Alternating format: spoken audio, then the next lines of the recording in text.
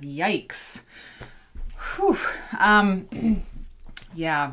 Well, I have had a day where I was writing. I was in the writing cave, as I like to put it. And sorry, I'm checking my appearance. And I don't really want to do that now, but I didn't have time to do it before. So let's see. I'm just gonna give up. It doesn't really matter, right? It doesn't really matter.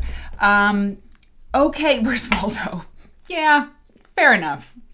It's very cold here in London. I mean, it's like 40 degrees or something. I have like a thing.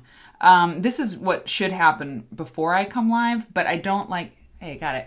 I don't like to 10 minutes after 5 is as late as I want to start. And if you're new here, I start at about 5:10. About 10 minutes after. Well, I go live right at the hour, but then I wait a little bit because people's notifications have to go through the space into their phone, and people need to drop everything, right, and come to the show. So, if you come here regularly, you know that we really get started about 10 after. Usually I'm doing this, and changing and doing whatever while the starting soon screen is going, but I really didn't have time. I look like, okay, Waldo. That's fair, but it's cold and this is very warm. That's what I was saying. Okay, hey everybody. So, who's here? The gang's all here. Okay, Nancy's here. Susan's here. Yes. Susan, the woman of the hour, frankly. SW Firefly, yes. Carol Hempel, yes. Dee Marie, excellent. Amy Renee, excellent. Quilting Politic, Sue, excellent. Feandor, hi. We haven't seen you in a while, I don't think. You may have been lurking, and if you're lurking, it's always okay. You never have to chat. You don't have to ever chat. Not just you, but anybody. Lurkers are welcome. But it's really good to see you. Myra's here. Awesome. Sometimes I think Myra and Mina, like Mina Bird. I don't know. That's good, right? Good thing. Oh, I just realized I have to pull up a picture to show you all. Yeah, it's worth it. Just thinking of birds. Hey, Carol Quilts. Susan Michael. Okay. Yes, you've got information about that quilt that we were trying to figure out a few weeks ago. Yes, Discord. We're going to talk about it. Samantha Saturday. Hi. Good morning. I'm glad you're here. Sujan is here. Excellent. Padma is here. Excellent. Rain in California. A miracle. Interesting. Yeah, it doesn't rain too much, right? Where in California are you, Padma? I don't know that I know that. I feel like we may have talked about where people are specifically, but like southern or northern. You can leave it at that if you want. Vicky 4800, it's good to see you. So Viv, excellent. Holmes. What's up, Holmes? Sujan Blobfish. I mean, you're new, but you got my attention. So maybe you'll hang out. Little Bird Stitch, beautiful. Ipsalala, beautiful. Sugar Bear, hi. You can be a lurker. You're totally welcome to be a lurker. But hi, I'm glad you are here and I'm glad you said hi. So, So if you're new here, here's what this is about. My name is Mary. And I'm a quilt nerd. And this little advertisement here to my left is kind of a East Bay. Okay, cool. Is kind of an ad. Yeah, it's an advertisement. We're trying out a new name for the show. I mean, I still have residual guilt, like, appropriate for church, a little bit of guilt about changing directions on the name. But I think it's the right choice, and I got several really great suggestions from you all, some through email, others through messages, with really brilliant ideas. Quilt Academy is brilliant. Quilt Snug, I mean, I get it. I don't totally get it, but it's right in many ways, Quilt Snug. But I think making it as simple as possible is probably good, Quilt Nerd. That's what it is. We're quilt nerds around here. You've watched all the replays. Hey, that's beautiful. I'm so glad that you have caught the live. That's fantastic. I'm really glad. Quilt nerd, right, Holmes? I mean, it's just what it is. And it's not the quilt nerd, because I'm not the only quilt nerd in the room. Let's just be honest. I mean, it's Quilt Nerd. Hey, have you seen that show, Quilt Nerd? You should see it, you know? Hey, there's this great show I watched. It's called Quilt Nerd. And it's just really nerdy, like people who love quilts, and they just get really nerdy about it and like look at quilts and talk about them. It's Quilt Nerd. I just think it's good, and it's punchy. Quilt Nerd, 1 syllable each. You know?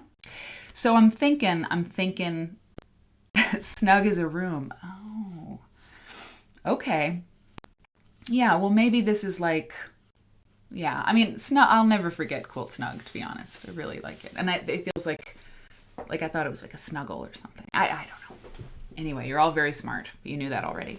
So this show is, it is what it is currently advertised to be. If this sticks, it's appropriate, because we just, we look at quilts here and we talk about them. And what's interesting about quilts is everything. But something that's interesting about the people who love quilts and make them currently, in the people who are alive who make quilts, right?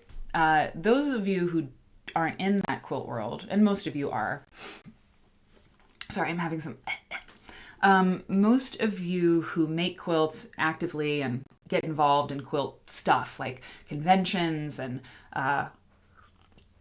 maybe you subscribe to magazines and you belong to a guild, and there's all this stuff. Many quilt people are professional quilt people. They make quilts and sell them. Not that many people do that. They maybe work for magazines, or they write patterns, or they do all manner of things in the quilt world. They have shops, or they have a podcast, or whatever. But there's all of this content in the quilt world. And it's a big business. Quilt making, the quilt industry, I should say, the quilt industry in the United States, it's valued at, roughly 15 billion. No, sorry. No, that's not true.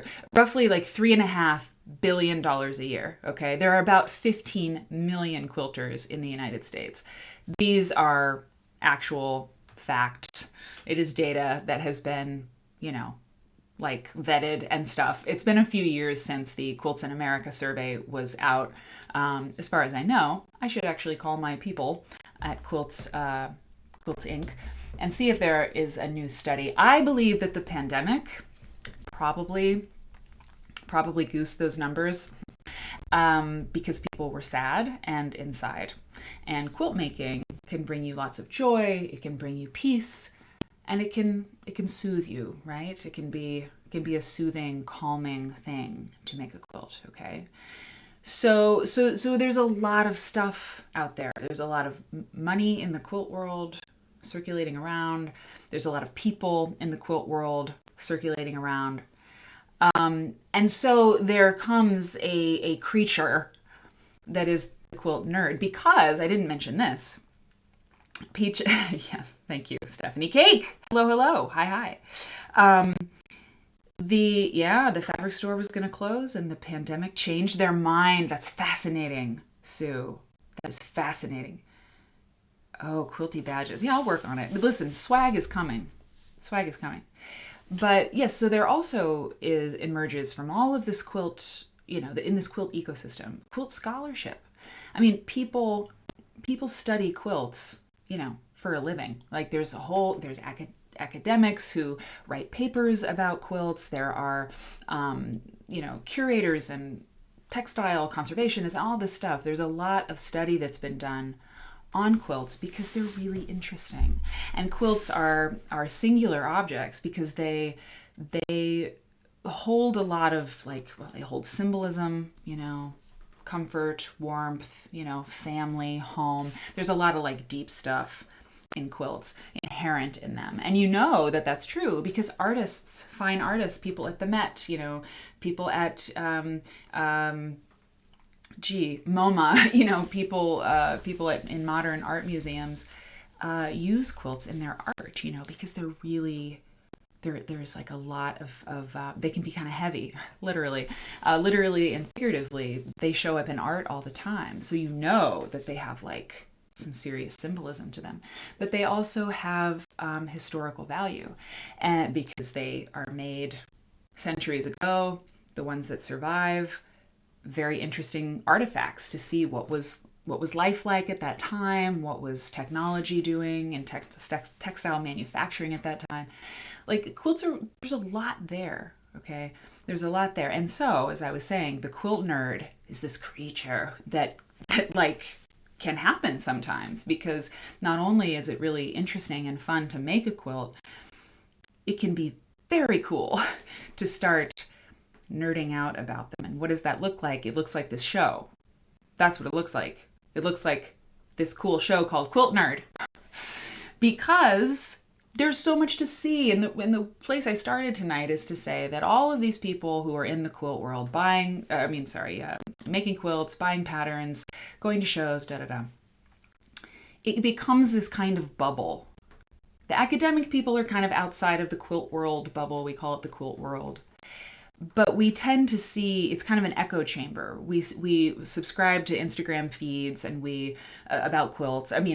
Showing quilts. We have friends in the quilt world, and they make quilts, and we love them, and we love their quilts. And there's a lot. There are the it girls. The hot designers, the hot fabric designers, which come and go. Except for a few like stalwart A-list superstars. But there's so much about quilts and of quilts that's not in the quilt world. Quilts they have so much to offer that they exist far beyond that like industry and that like, quilt ecosystem that so many of us get into, because it's a subculture. It's like comic books, people are like, they go to their conventions, they have their favorites, the movies come out. So far, no movies. Well, a couple of movies for the quilt people. Hey, GPF mom, welcome back. Very glad you're here. Molly Squared's here. Interesting. Oh, thank you, Dee Marie, for doing tech support. So the thing is, I mentioned art. I mentioned how quilts show up, in academia, and art, and everything. But it's true, and they show up in fashion. And they show up in prisons. There's actually a long history, for example. This is just one example of where quilts show up that, like, you wouldn't expect them to show up, right?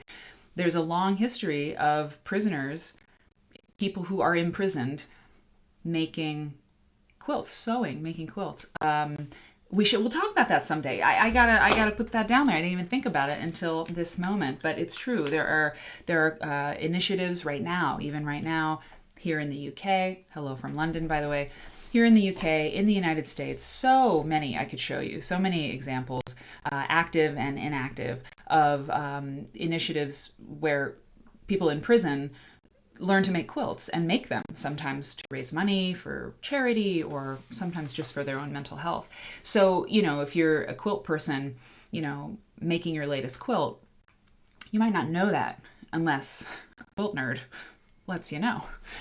And so this show is about that. It's about looking for quilts, not just in the quilt world, but quilts in the world, the outer world. And there was a quilter who went into space. Have you seen? We're doing that.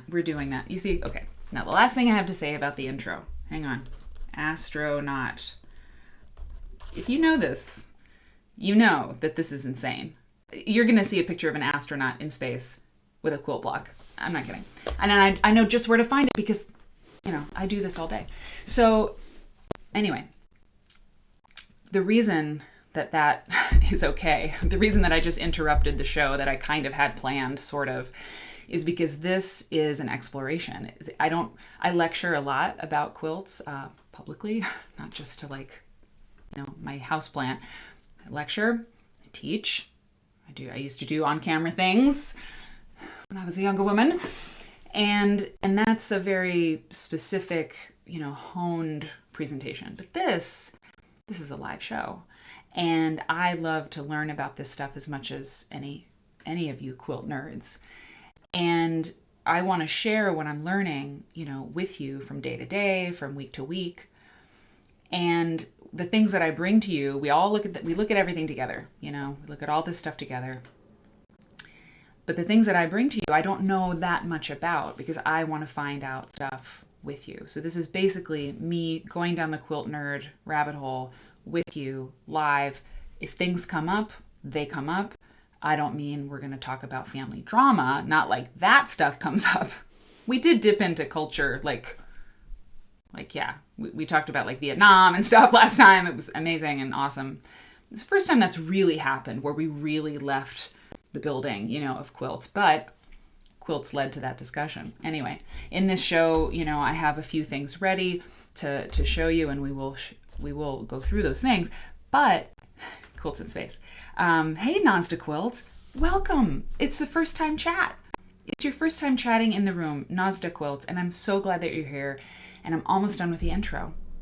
And everybody who's been here is wondering if it's really going to happen. Because I don't know. I want to remind everybody, what this is about. And it's about exploration with you. I'm tired of exploring things as a quilt nerd all by myself. I want to do it with you. And so far, about 2 months into this thing, I think my first stream was in July to August, September, 3 months.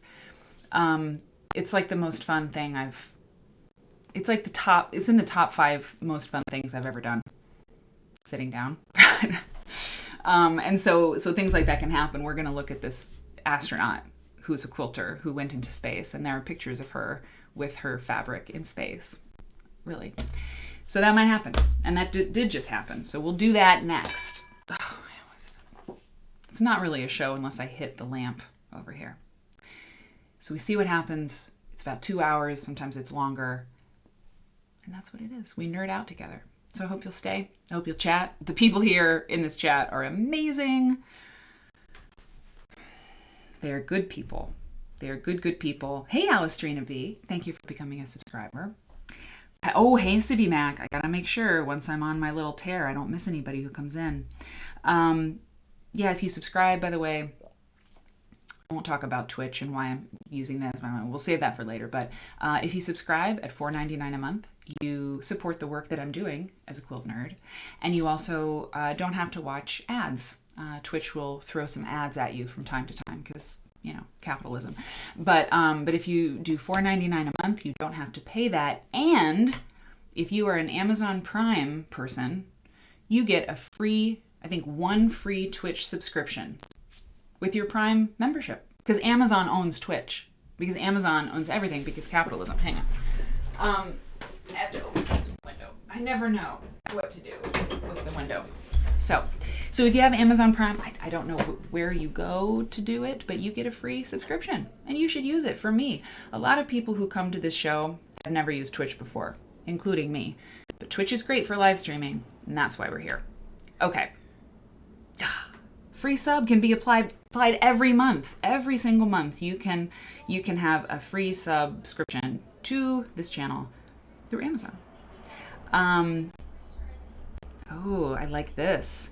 Nos da quilts means give us quilts. Verdad? Is that true? Mm-hmm. Okay. So, and by the way, let's catch up on this chat. Alistrina B says the Amazon Prime subscription does not renew automatically, so you need to renew it each month. But it's free. You should definitely renew it each month. That's so cool. So this is great. So Holmes says, quilts are little time capsules. It's so true. So much to learn and unpack about the time period they were created in. Exactly, precisely. They are time capsules. It's great. It's great. Yes. Just so that. Oh, you're going to go to a quilt retreat, Viv. That is very cool. That's so cool. Excellent. The whole family shouts, quilt, when a quilt is on TV. Yeah, it's true. And sometimes I stretch a little bit. It's like, oh, that looks like a quilt, when really it's like just a checkerboard, but I'm like, it looks like patchwork. Okay. So let's talk. So every show starts with a quilt on my desktop. Okay. And if you do know Twitch, it's clear that this is like the basics in terms of production, but So much is happening. So much is coming. Oh, Eric bought me a green screen. I mean, if you have a green screen and a Stream Deck thing, which I have, you're really on your way.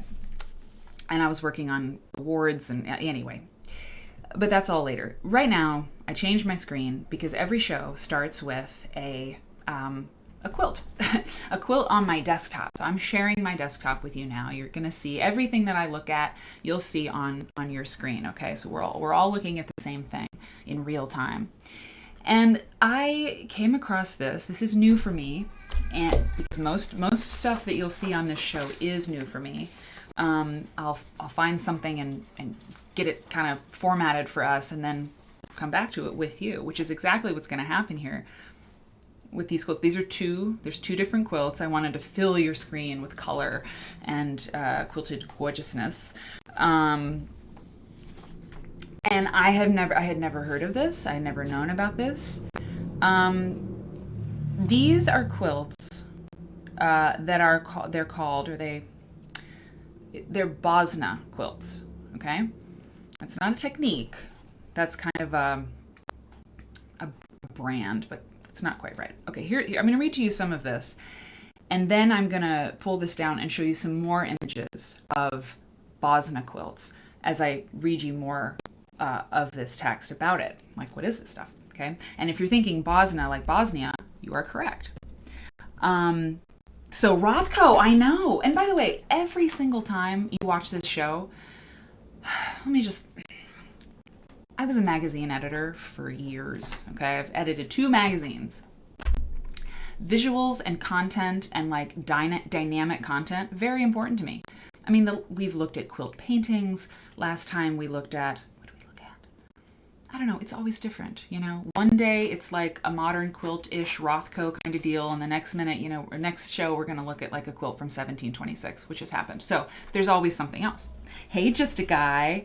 It's so good to see you, Akhil. I'm so glad you're back. Oh, everybody's here. The gang's all here. I love you all. Love the one on the right. Same. Here's the deal. I'll start with this. Let me wet my whistle here. And I like to print things out because I'm an old. But I can focus on it better. So this is written by the woman who I don't know if she still writes it. Had time to look that up. But Susie's Fancy. Sorry, I need to get her full name. I feel terrible. Because I can't think of it. I do know it. Susie's Fancy. Susie has been writing a column for Quilt Inc.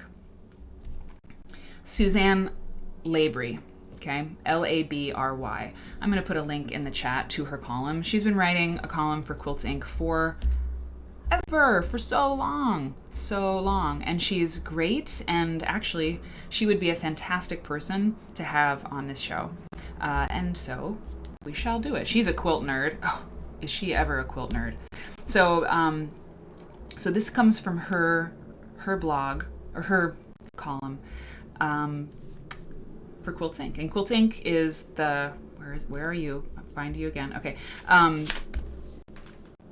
Quilts Inc. is the entity that runs Quilt Market, Quilt Festival. Okay. And I was a columnist, yes, for Quilts Inc. for 5 years. Yes, the Quilt Scout. It's called the Quilt Scout. My early days of nerdery. Okay, here we go. So thank you, Suzanne Labry, for this text. During the war that took place in Bosnia-Herzegovina between 1992 and 1995, Bosnian Muslims were the targets of ethnic cleansing and genocide, and many fled their country to escape the violence. The Austrian government created a special status for these refugees and allowed them temporary protection until they could return to their homes. Okay. One of the refugee hostels for those fleeing the war was located in the Austrian state of Vorarlberg, not far from the home of artist Lucia Leinhard Geisinger. Lucia was one of several artists in the region. Okay, so we are in Bosnia. Okay, so we're in Bosnia. So Lucia was one of several artists in the region who had been invited in 1993 to work on textile projects with the refugees in order to create a diversion from the horrors they had endured and to give them something to do. A painter by profession, who said Rothko, right? Hey, Lena Stansul, welcome to the chat. I have a little notice. I don't know if everyone can see it, but I know that this is your first time in the chat room, and I'm really glad you're here. We have a lot of fun. Okay. A painter by profession. Not surprising. Lucia, because she made these quilts. Okay, sorry. Lucia made these quilts. This is our person right now. A painter by profession, Lucia had the idea of encouraging the Bosnian women to render her abstract designs as quilts. Remember, I have not read this. I found these quilts. I was like, this is cool. I want to know more. I'm going to take it to the Quilt Nerd show and learn with you, because that discovery is what's so fun to share, right? Okay, cool. Let's see. Neither she nor any of the 30 refugee women who initially took part in the project knew anything about quilting. Quote, "It was a matter of trial and error when we began," Lucia recalls. 2 textile specialists briefly showed us the way around, and thereafter the women and I met several times a week. Very soon the whole group were quite self-reliant in their work. Unquote. Okay, now I'm going to bring up other images of these quilts that I found. And the website. Oh yes, there's a website. Nope, you don't get to be there. You're here. Bosnia quilts. Where's my folder? Here it is. Right here. Okay. Don't look at that. See, I'm still working everything out. People don't just, yep, all right. Okay, we're gonna do, I mean, just wow, right? Look at this stuff. Hide sidebar, full screen, blam. All right. Got that one. Oof, how about that? And yeah, okay, so there's a website too. We're gonna talk about that. The Catholic relief organization Caritas, which ran the refugee hostel, let's zoom in on that wonderful quilting, eh? Which ran the refugee hostel, supplied materials, 2 sewing machines for 30 women, wow, a table for ironing, and a space in a garage for the women to work. Quote, "We didn't have quilting frames or pattern stencils. We didn't even know those existed," Lucia continued. "But for all the wide range of social classes among the exiled women in our group, quilting allowed them to leave all their worries for their relatives and friends in Bosnia behind for a little while. Stitch by stitch, they had the experience of something beautiful arising from their hands, and that does good." Unquote. Lucia would produce a design, there she is, which would then be laid out in a full-scale version using fabrics on the garage floor. She would then draw a sketch with color instructions and precise dimensions for the women. After that, the women would transform the design into a quilt. Yeah, the project went so well that Lucia began holding public exhibitions of the quilts. Quote, "Her first exhibitions, visitors were amazed about those pieces from the garage workshop. And they bought quilts, not for charity's sake, but because it was recognizably good work that they were willing to purchase for an appropriate price." Perhaps one of the most remarkable aspects... Okay, hang on, let me see the chat. I gotta make sure... I don't want to miss anybody. I can straight line quilt it. Okay, I'm so inspired to make a color block quilt. Indeed! So true, right? Oh, they're so great. Okay. What size are the quilts? Good question. We will know when we look at the website. Very good question. We will find out. They're all different sizes. I can tell you that much. Okay. The thread on that one looked rose colored. Yes, it did. Okay, let me see if there's another one in here. Nope. Okay, let me bring this one up. Okay, view full screen. Wow. Wow. Wow. Okay, I'll zoom in some more in just a second. Perhaps one of the most remarkable aspects of this encouraging effort is that it is still going 26 years after it first began. And I don't have a date on this. Susie's Fancy didn't have like a date on the post, but it's still active. So it might be, I don't know. I think it's much older than 26 years now at this point. The refugee hostel was closed in 2011. Although many of the original women in the quilting project had returned to Bosnia-Herzegovina prior to that time. One of those was Safira Hosho, who went back in 1997 to her hometown of Goradzi in East Bosnia, some 100 kilometers from Sarajevo. At that time, the city was still devastated from the war, and there was little economic opportunity for anyone, especially women. Safira maintains that quilting has saved her life twice. First in the refugee hostel in Austria, and then in her own country. As she was leaving Austria, she told Lucia, quote, "If you don't carry on, I'll go crazy," unquote. Lucia agreed to continue, and Safira assembled, that quilt is freaking beautiful, and now coordinates a group of 11 women in Gorazdi who earn a regular income from making quilts. Wait, let me take that back. Lucia agreed to keep it going, and Safira assembled and now coordinates a group of 11 women in Gorazdi who earn a regular income from making quilts. Lucia, I have to write down a note, regularly sends Safira designs from Vorarlberg. Safira picks up fabrics sent from Austria, translates Lucia's sketch notes, and distributes the designs among the women. When the quilts are finished, they are driven by minivan back to Lucia, who then displays them in a special design studio and showroom, Bosnia Quilt Werkstatt, that she opened in Bregenz, the capital city of Vorarlberg. Okay, now we go to the website because this is all totally very active. Okay, well, I don't have to do that yet. Let me do this.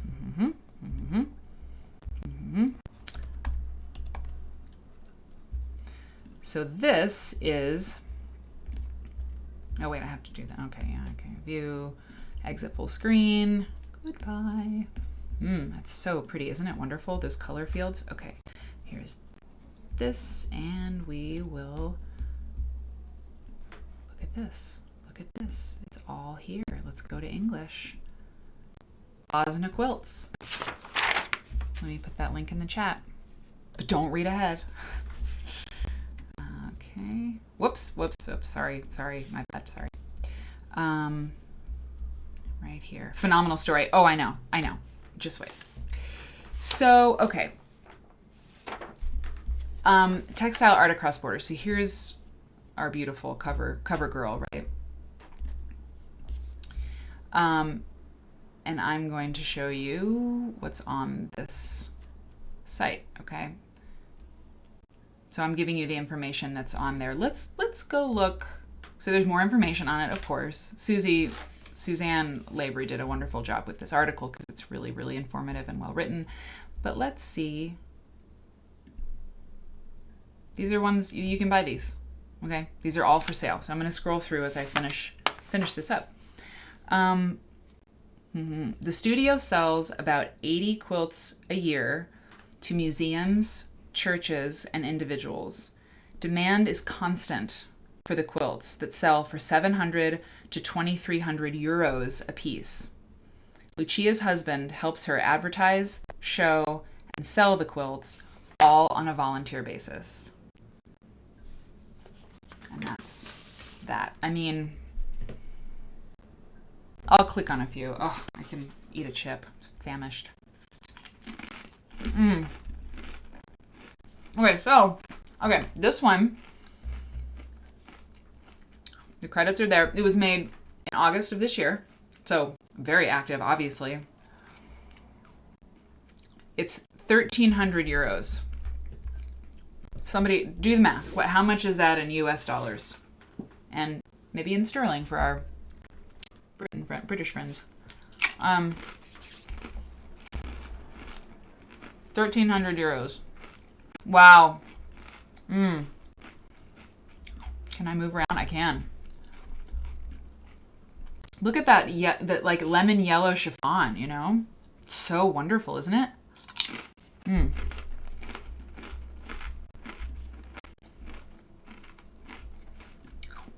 Yeah, it's just great. Wow. Okay. Oh, look, there's a little share button. You can share each quilt with people. Maybe I just, yeah, look at that. You can just post things that easy. All right, now let's go through these. Well, oh gosh, I want to click on all of them. Okay, a little over. So Stephanie says about $1,500, which, I mean, honestly, so, and someone asked how big, right? This one is 119 by 123 centimeters. Does somebody want to help with that too? What is that in inches? Myra says, I imagine making them with wool and wool batting for deep winter. Yes.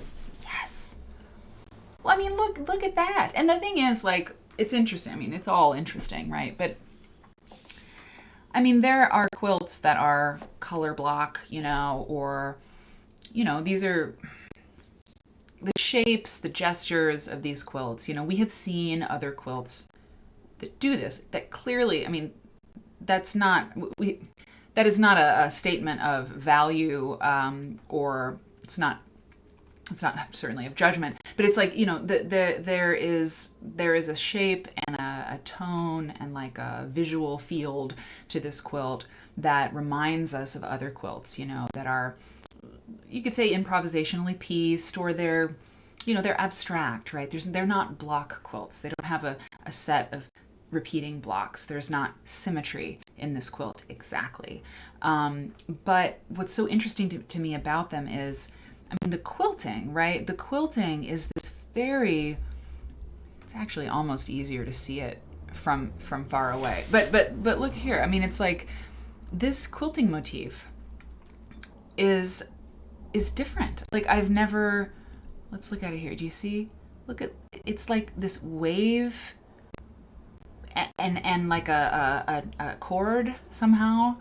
There's like this sort of knot wave thing happening. It looks a little bit like there's a little bit of like Aboriginal kind of sense to it, sort of Australian, sort of Aboriginal kind of deal. But then it isn't that at all. It looks, sort of like, I don't know. I mean, there's sort of this Irish kind of like Celtic thing. It's wonderful. And so I don't know if Lucia is using like Bosnian motifs, like from the Balkans, like sort of artistic motifs from the Balkan area. Hey, Chibambo. I'm so glad that you're here. I'm so glad that you're here. I hope you're a quilt nerd like us, because if you are, or if you've ever thought you might be, this is where you're going to find your people. So that's small. It's 46 by 48 inches. Okay. That is pretty small. Faith, great question. Are you correct? Sorry, Faith says, am I correct in saying the quilt makers are Muslim? I don't know. That's a very good question, and I'm trying to think if I can answer it from this text. I mean, it says, yes, it says, during the war that took place in Bosnia and Herzegovina between 92 and 95, Bosnian Muslims were the targets of ethnic cleansing and genocide, and many fled their country to escape the violence.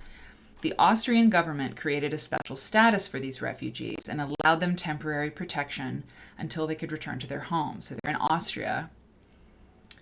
And one of them was where this artist was, painter by profession, Bosnian women. I mean, yeah, originally, I think the answer is clearly yes. There were 30 refugee women who escaped the violence in the Bosnia-Herzegovina War. So yes, I don't know if that's true now, okay? Yeah, exactly. Yeah, Crafts for Others. Hey, it's Crafts for Others. Valerie, because you remind me of my aunt, or I mean, that's how I remember your name. Okay, so this is quite small then, 79 by 139 centimeters. Small. Okay, to be honest, when I was looking at this briefly, knowing that I needed to bring it to the classroom, I did not realize that they were as small as they are. Look at this. Look at these colors. And again, like, these quilting motifs are just really different. What do they remind me of? They actually remind me a little bit of this, the book Eloise. I don't know. Some Hilary Knight. Does that anyone? Hilary Knight? Okay. But there's just this little dotted swirly thing that's happening. Yeah. Beautiful. Yes, it is revolutionary, exactly. So, I'll tell you. Okay, well, let's just let's just do that. Okay. So I'll tell you which one I was like, I really want to buy this. Well, no, wait, it's at the end, so let's just keep going. Look how many. I mean, I don't know if you can see my little ticker there on the side of my screen. I think you can. Yes, of course you can. Yeah, we're not even halfway down, you know? So there's a lot of stock. We're getting into 2020. These quilts in 2020. Are they cotton, Vicky? That's a great question. Let me do this. And I will pull this down. And while I'm scrolling, I will look at something. Hang on. Because I'm on the website too down here. And I'm going to click on that link and read you what it says. Oh, wow. Okay. So this was written on July 30th, 2021 on the website, okay? It all begins in a refugee home. Conceived as a temporary employment project, it will turn into a work. This is translated from German. It will turn into a workshop that has now created over 2,000 quilts. As colorful, as artistic, as friendly as Bosnia quilts are, they are children of war. And as paradoxical as it sounds, without the misery of fleeing a war, the Bosnia Quilt Workshop would not exist.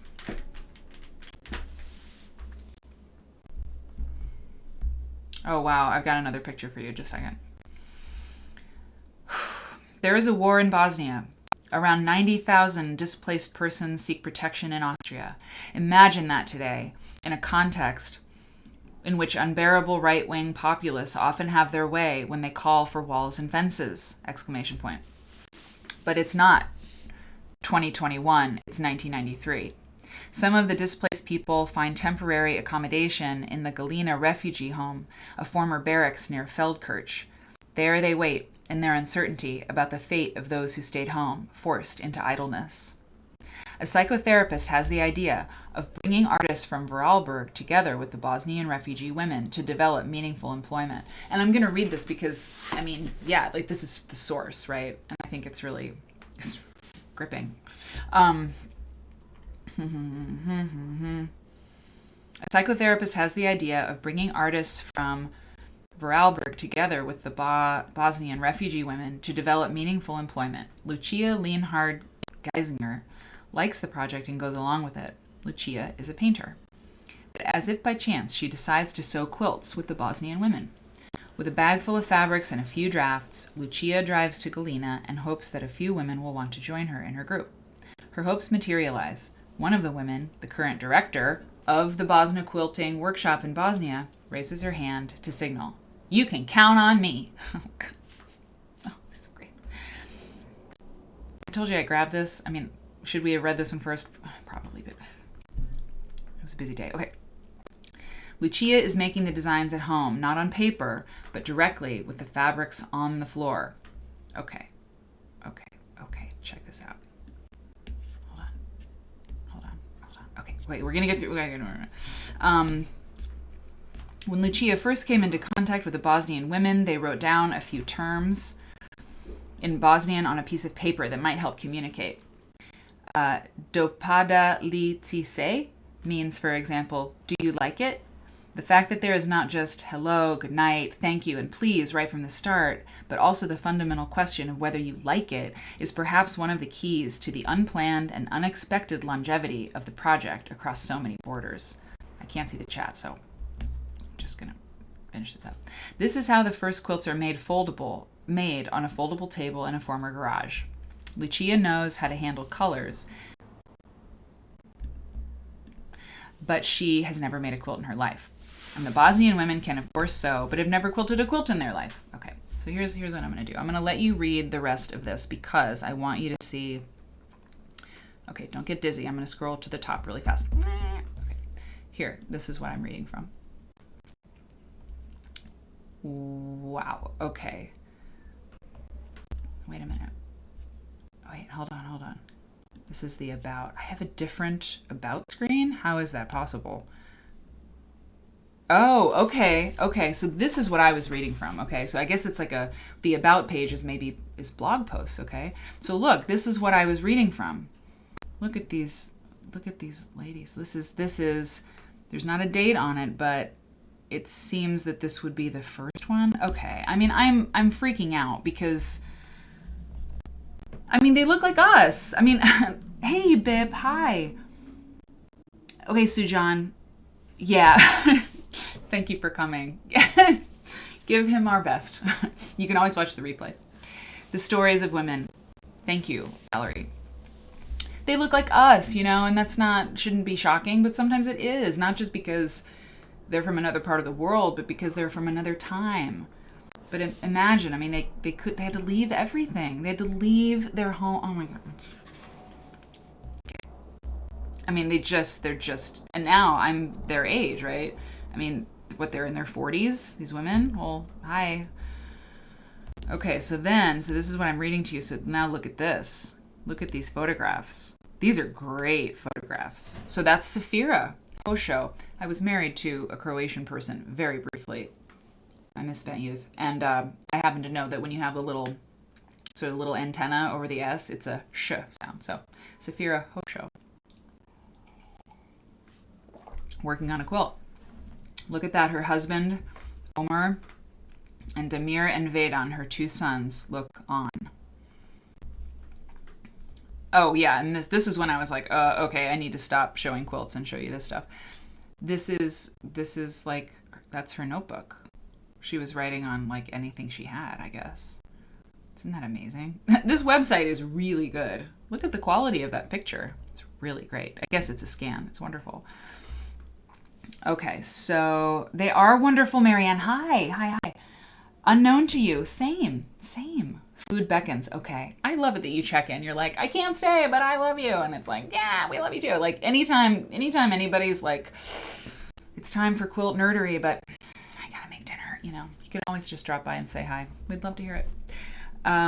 Yes, the idea that stitching could bring them peace of mind. I mean, okay.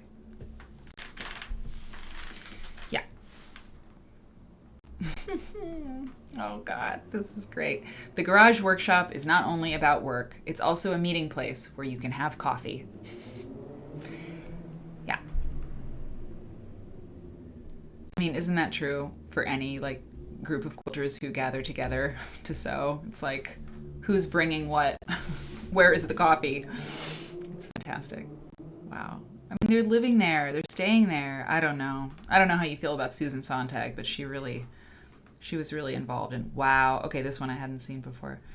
She was really involved in the plight, right, of the Bosnian women. Anyway, it's really messed up. So there's a new quilting motif. Very interesting. Of course, other people have other views on that conflict. Guess what we don't do here? Talk about politics. I mean, sometimes you kind of can't help it, but I mean, I stand these women. I think I'm with them. Yeah, so you can all go, wow, look at this. These may be early quilts, because they're in this article. This one looks like it is, maybe, just by the quality of the photograph somehow. I wonder if it was, and it's a little bit more, it looks like an early one to me. I think the ones, because it doesn't look like any that we saw on the website, right? So I think that seems early. Ha! Stephanie, you are needed. You're needed for a staff meeting. You can just tell them that you were enriching yourself and learning about the entire world while you were learning about quilts, but that's fine. There's a staff meeting they need you at. Tell them to come by sometime. Whoa! And definitely watch the replay. It's great that you were here. Wow. So wait a minute. Where's the documentary? Where's the documentary? And I'll have you know, everybody, that, yeah, that's interesting. Okay, wait a minute. Alistrina. It does say from the early years. Okay, thank you. Faith is saying, I'm amazed they're not in traditional Muslim clothing. That is interesting.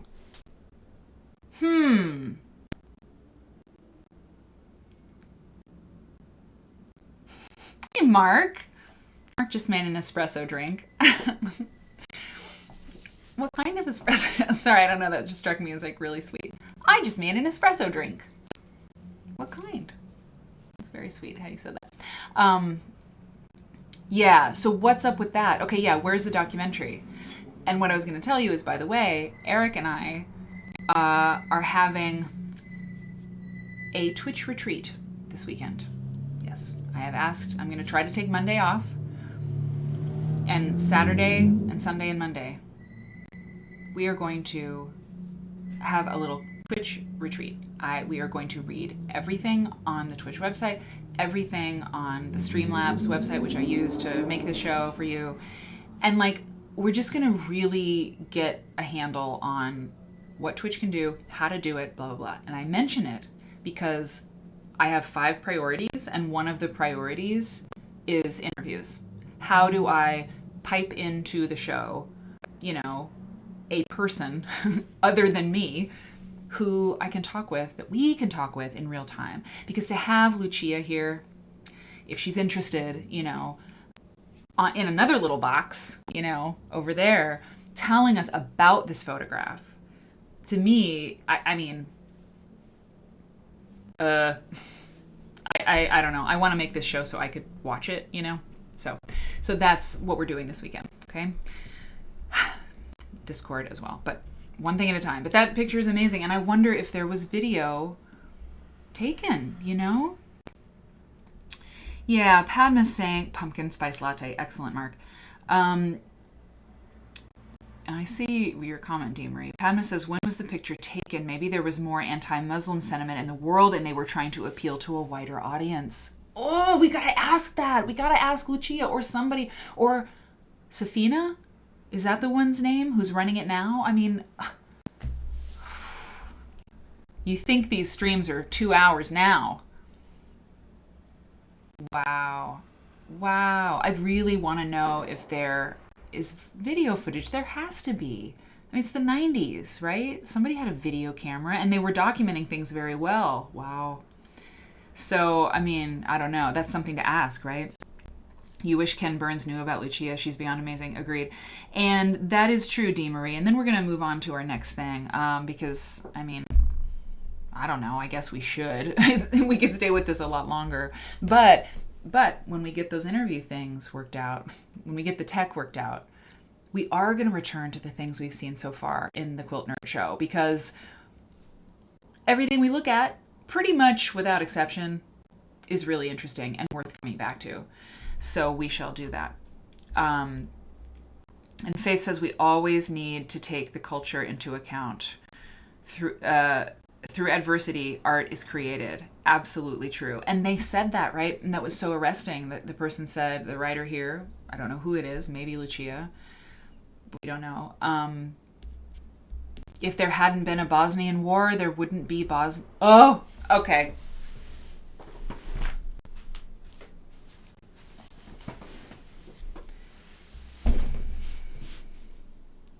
Wow.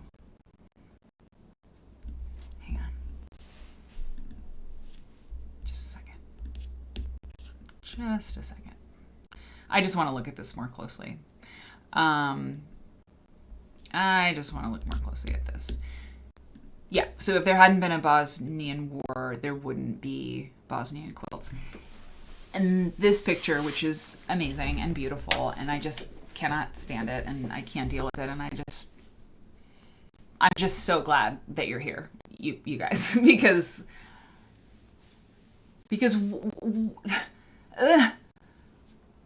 what this picture and this story should go into a file on my computer, so one day it could go maybe into a lecture about, I don't know, quilts as therapy for, wartime, refugee, there's enough of these projects, really, more to find out, that I could share about, but you need to know now. Okay. So this brings up a question or something that Dee Marie said, that they look bigger than 48 inches by 48 inches. Exactly. So we thought they were bigger. I thought they were bigger, but then we were looking at those dimensions on the ones that are for sale currently, and they are much smaller. But these are obviously, not all of them, but like the middle one, the blue one, is a throw size for sure. I mean, it's almost bed size. Look, the woman standing right above it. Okay. So Ipsalala, you have something from Lonely Planet. I'm going to read Ipsalala's chat message. This is from Lonely Planet. Although Bosniaks are Muslim, few wear Islamic dress other than headscarves.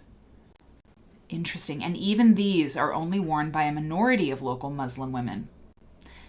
Fascinating. Didn't know it. Quilts lead the way to everything, to world knowledge. The women who you might see in all black full chador are most likely tourists from the Gulf states, not locals. However, respectful dress is required for entering religious buildings, including churches. The churches are often the most forthright in enforcing this. Usually this means no shorts or bare shoulders for either gender. I mean, I don't have to tell you all, but I mean, when's the last time you thought about the Bosnian Herzegovinian war, and thought about the people there? I mean, it's just, it matters, and I don't know. I was in junior high school, I think. Yeah. And now it has a face, the whole thing has a face and a reality, and they're still going. That's what's crazy. An early Bosnia quilt. Yeah. Wow. Anyway, there you go. And hey, I mean, Christmas is coming. $1,500 is not chump change, but I'm going to scroll down all the way to the end. I'll show you the one I was like, ooh, I really like it. Hang on. It's on sale, actually. Hang on. Sorry, I got to scroll fast. Sorry. Whew. That one's really great. Yeah, they are smaller. Interesting. Well, there's probably a lot of reasons for that. And by the way, let me just say this. Because actually the next thing we're going to talk about, this is relevant. I didn't even think of this. It's highly relevant to the next thing we're going to talk about. This stuff about African American quilts, right?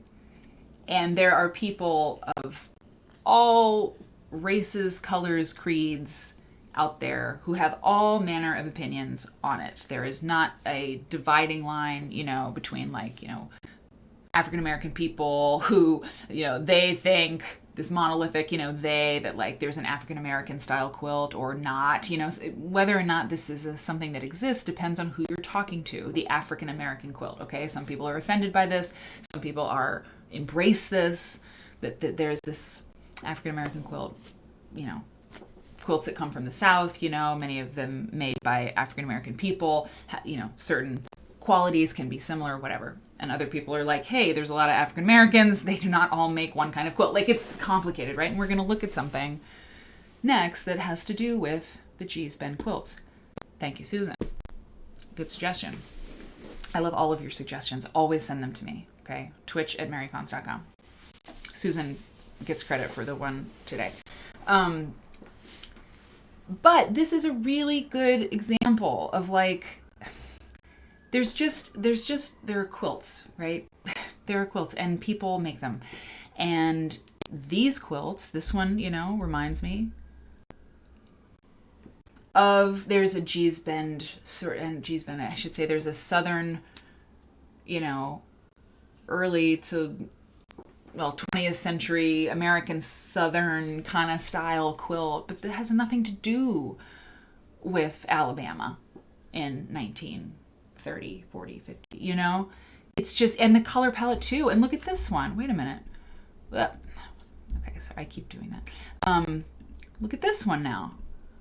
That sort of, kind of that T shape, right? That T and then the inverted T, letter T on the bottom, and this border that is not exact, right? Like this red here goes all the way to the end. It doesn't start at the end, but it goes all the way to the end. Here, it doesn't go all the way to the end on either side. So, and there are quilts I could show you. We looked a little bit one day at the Library of Congress, some of the quilt photos that they have in there. And there are white women, in West Virginia showing their quilt, and it's 1950.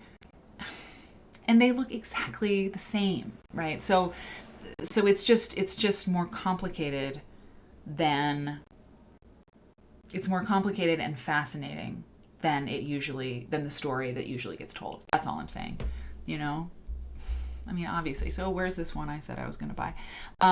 Or I wanted to buy. It was this one. Look, it's reduced. 400 euros. Made in 2000. Ooh, it's early. So I like to buy things on sale.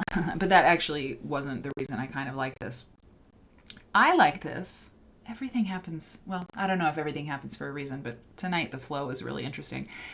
I like this because it seemed to transcend like a whole lot of cultural like hallmark. This looks like an African, and I mean like from Africa, like West Africa, textile. There's something there. It's the color. It's that black line on either side.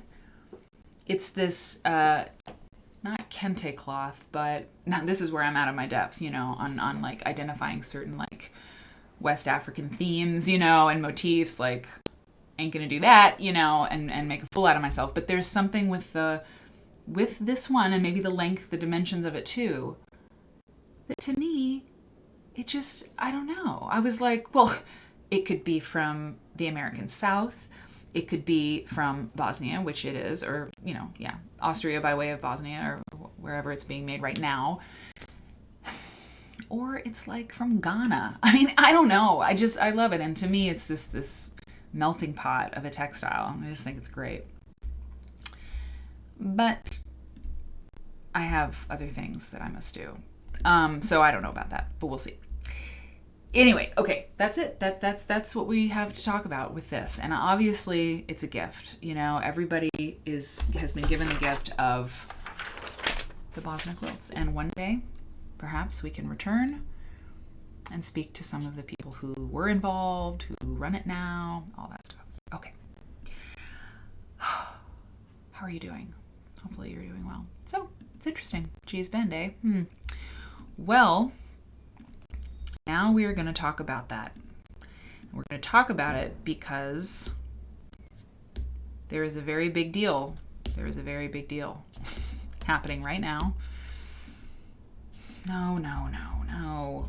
We need this, and we need... What is going on? How do I... Oh, I know. Is that true? No. Sorry, just a second. Will that do it? It will. Yay! All right. Okay. I'm gonna do a BRB screen. I'm gonna do a be right back screen because I'm going to the bathroom. And yeah, I'll be right back. And we're gonna talk about this picture and what it is. And look at the woman's dress.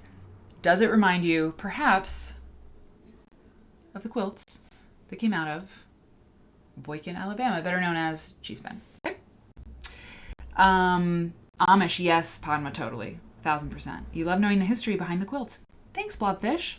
Love your name. Everyone has wonderful names here. Hey, Jen. Jen the Wren, New Zealand. I'm so glad that you're here. Not only are you here at the Quilt Nerd show for the first time, but you're new to Twitch. And guess what? 95% of people, including your host, had never used Twitch before this little thing has happened. So you're not alone. None of us really know what to do except look at stuff and chat. And that is all you really have to know how to do. And you know how to do it. So I'll be right back. Don't go anywhere. And just 5 minutes, okay? And we're going to talk about this.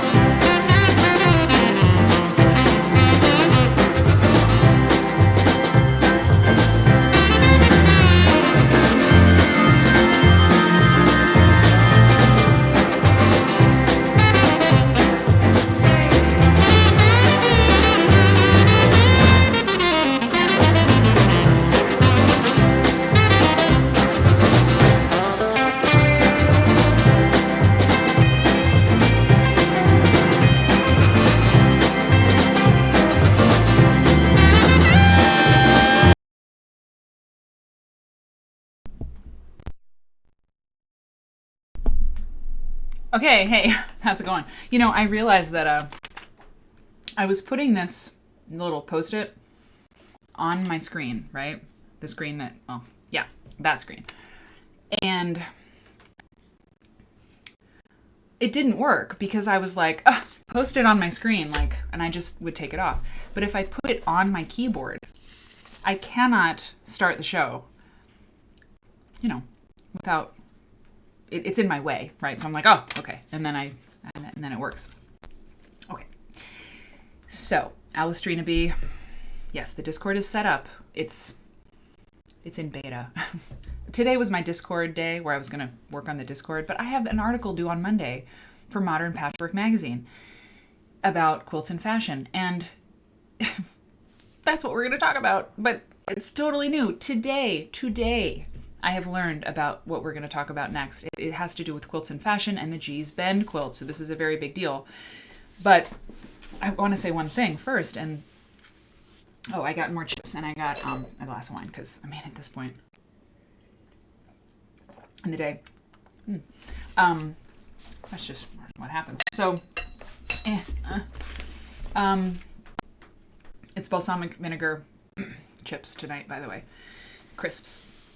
So I have been working on this article on quilts and fashion, you know, cutting up quilts, right, to use as garment material. And I just want to, I need to talk about it.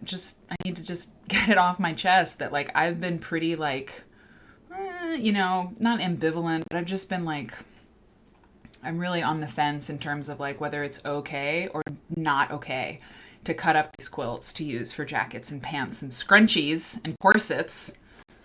They make those too now, I've found. But I have been deep in the world of people cutting up quilts to make clothes from. And it is hard to see how much is out there. I mean, it's so much, y'all. There's so many quilts being cut to ribbons to make into clothing. And it's tough because, and we've talked about this before, what galls me is when the people who are doing this, whatever, man, I don't know your life, but some of them, not all of them, but some of them say that the quilts have lived their best life and that they're on their last legs and they've been well loved and they're really not usable as a quilt anymore. They're lying. Not always. I've seen garments that are super threadbare, and I talked to a girl recently who's she was super cool, and I could see, a lot of her stuff is just really the quilt she used to make into a jacket would not be a good blanket, at this point.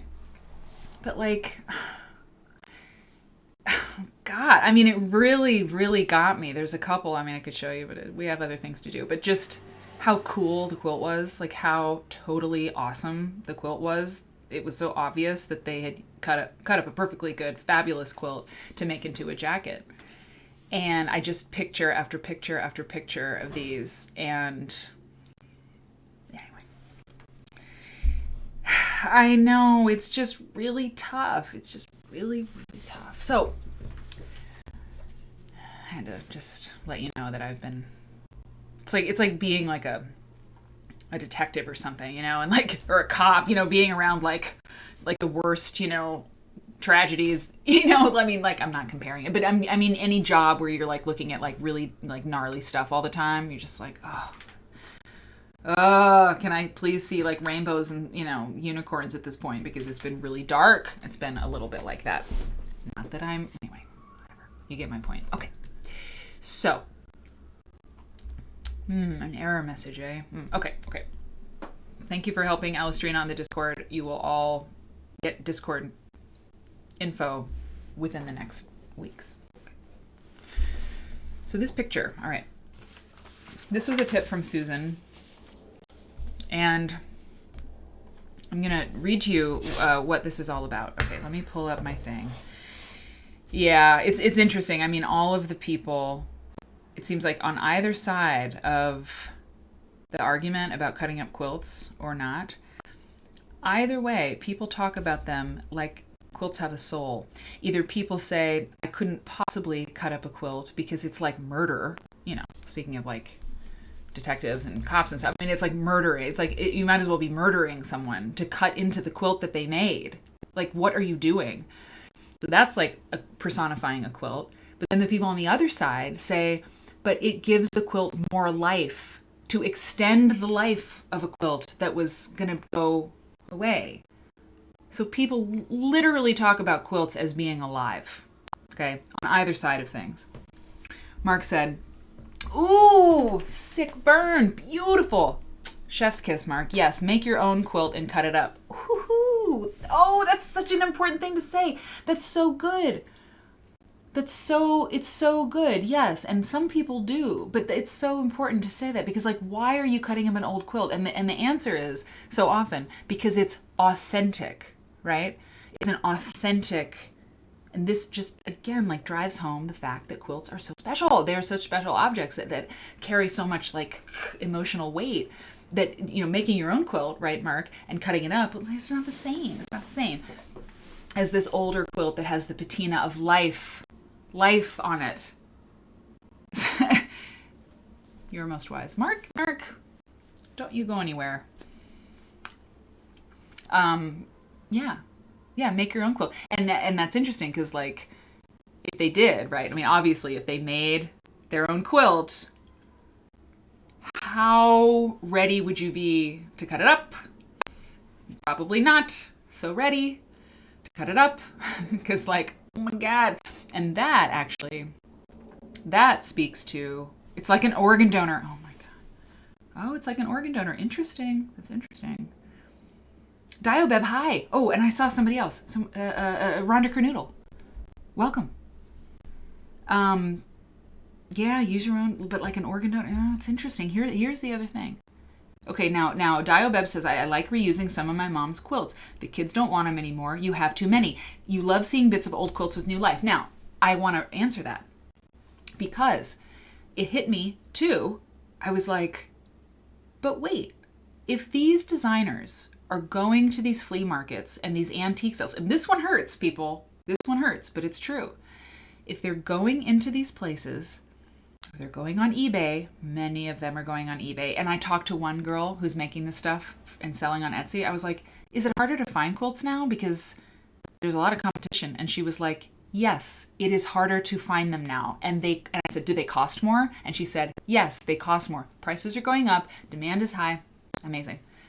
But the thing is, if these quilts are being found in these flea markets and garage sales, it means that nobody wanted them. And that is so hard to accept because these beautiful quilts that mattered, they mattered to people at some point.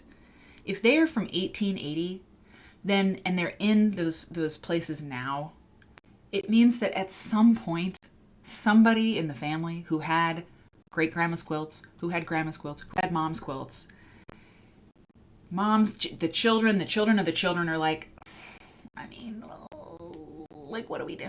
I don't know. They're like really getting old. Like, I don't know what to do with them. They're just so heavy. We're moving to, Scranton and from, Phoenix, and we just can't take them with us. So if they're out there, then, so maybe it's okay. So my piece in Modern Patchwork is not an editorial. I am not giving my opinion. I am presenting the case. I'm reporting and sort of analyzing the whole thing. My fear is that with social media, with the reach, with the scale of the thing, it's not a renewable resource. These vintage quilts from 1880 to 1920 or so. There's only so many of them, but there's more being made all the time. Okay. Anyway. Artists consider using quilts as pre-mades. Very interesting. Yes, that is an art term. It's a very good one.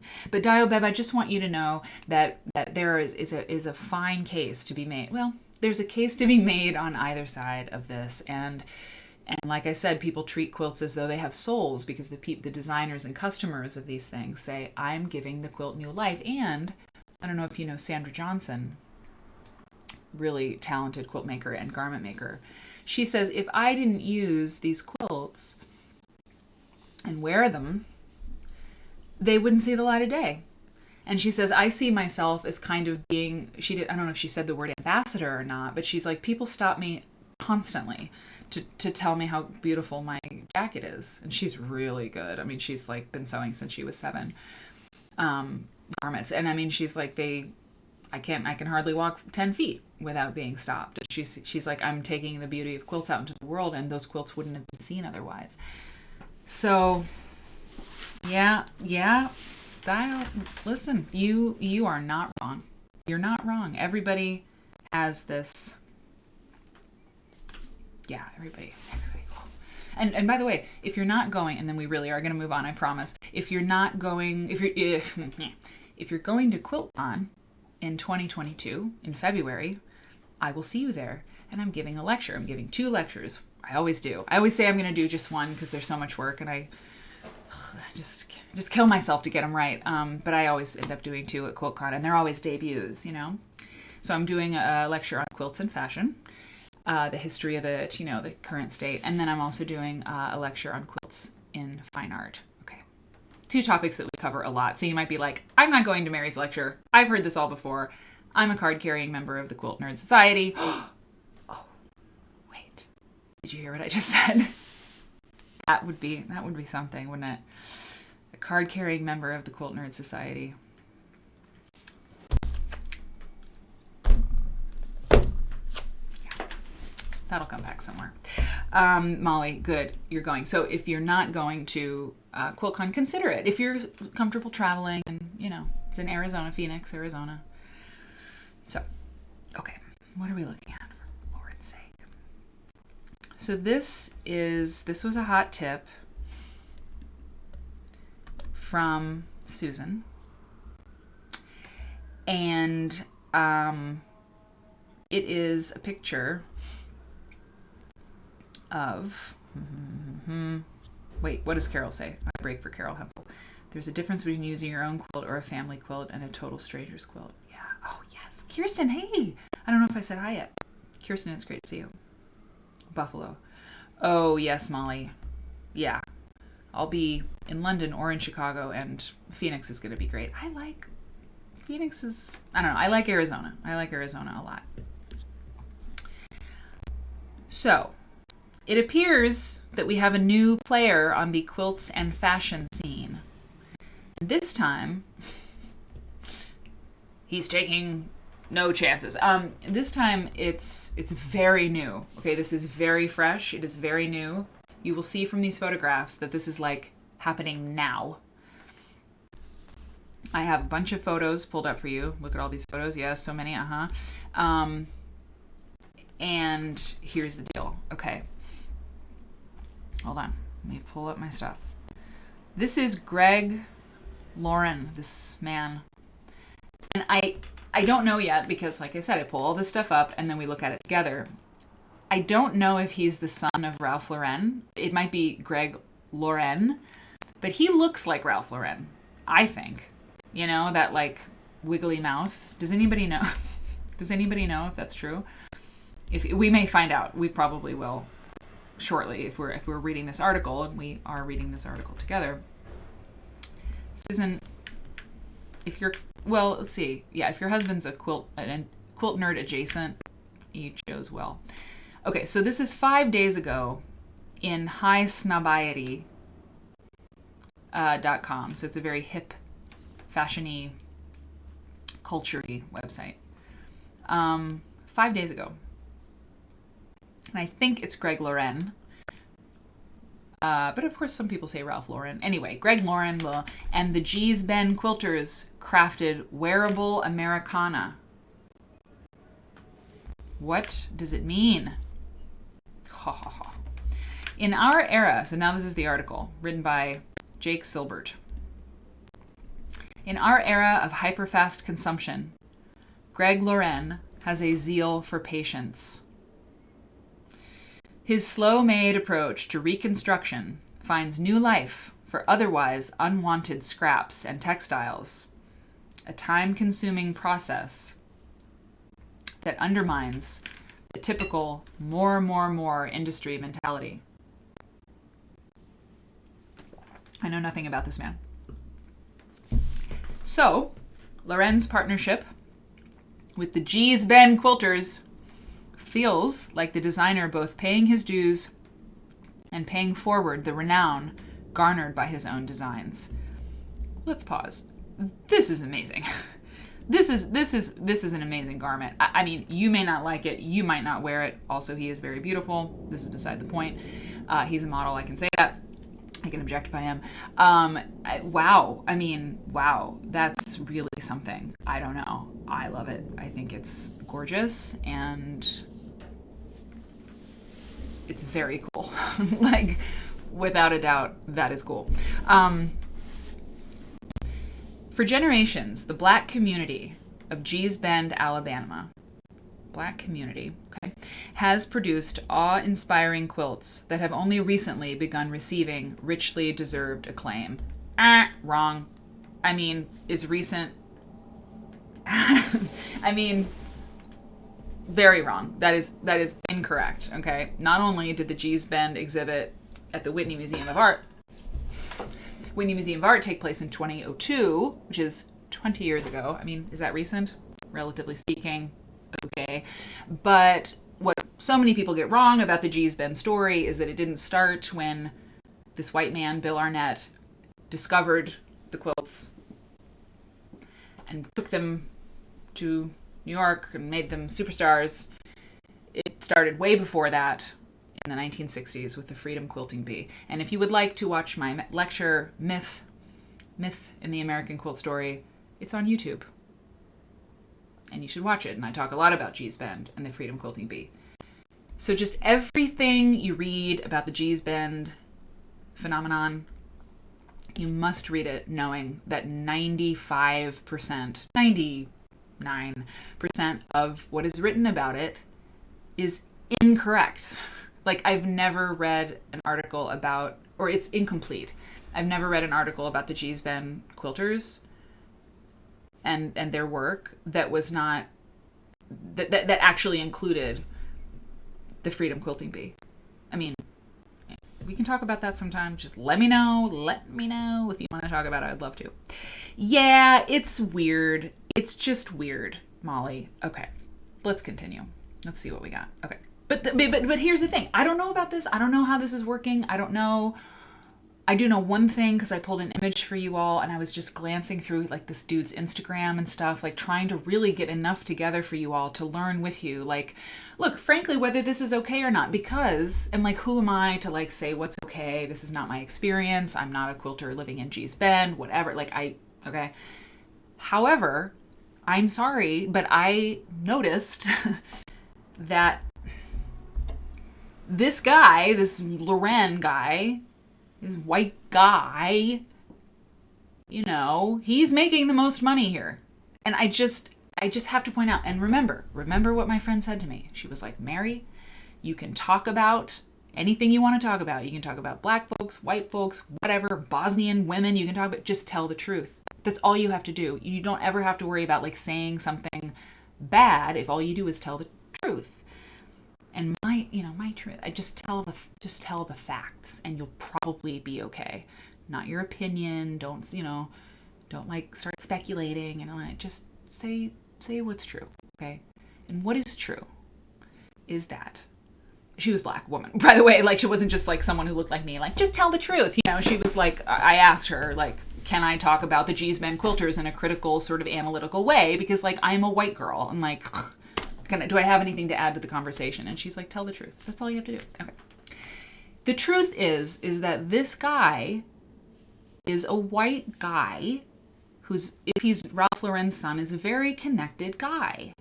And he is making most of the money. Now, now that's speculation now, because we may find out in the course of reading this article that he is splitting the profits 50-50 with these women who live in Gee's Bend who are working with him. If that is the case, that's awesome. Like, finally, you know. But the Arnett guys, Bill Arnett, who was the guy who made the Gee's Bend quilters famous after they were already famous years ago with the Freedom Quilting Bee. I mean, it's just litigation and conflict for years, probably still now, but like, you know, the quilters just didn't get paid for their work. I mean, like, he got rich, and I think he was already rich, this Arnett guy, and you know, Jane Fonda bought Gee's Bend quilts. She collected them, you know, and she paid just thousands and thousands and thousands of dollars for these quilts, and museums paid for these quilts. And the makers, I mean, you could say, well, they made, you know, money. They did not. They did not make the money that Bill Arnett made. And I just don't know that they're going to make the money that this guy made. And maybe they've all worked it out and it's all good. And who am I to start judging the process? But I just want to tell the truth, which is that we now have another white man who has entered the ecosystem of the quilters down in Gee's Bend, Alabama. Has one of these guys finally got it right in terms of like equity and like being cool about profit? I don't know. We're going to find out. Sorry, it's true. It's true. Okay. Loren seeks to drive the Gee's Bend quilting community's renown even further with this collaborative partnership, which debuted this very week. As a shippable Bergdorf Goodman menswear store exhibit called Mosaic. We'll see pictures of this of the store. Bergdorf Goodman. Lauren has gone to great efforts to celebrate the women who helped shape this clothing line. Okay, I need to reserve judgment. I don't know this person. Maybe he's okay. For instance, their names are literally sewn into every garment, and all of the profits from the collection, okay, yay, like, yay, all of the profits from the collection will be redirected right back into Gee's Bend. Aren't you glad I was like, I don't know, I'm mad, but let's see what happens. Okay. Does that mean what it says it means? I'm just, if everybody, you know, everybody's a little worried, right? At this point, like, this is cool. Yeah. Their names are literally sewn into every garment. We will see pictures of that. And all of the profits from the collection will be redirected right back into Gee's Bend. Okay. How? Thank you. Like, I met up with Loren at Bergdorf to talk about the collection. Right away, he emphasized the legacy baked into the 96-piece collection of one-off garments. Okay. Now that's different. Remind me not to get a bee in my bonnet. I mean, I can get a bee in my bonnet before I know the facts, but maybe a smaller bee. No, not a smaller bee. I'm defensive about this. There's a reason why I get so upset. Okay, not only is each piece signed by the participating quilter, but the biographies of each woman are sewn into corresponding garments that utilize their quilts. Okay?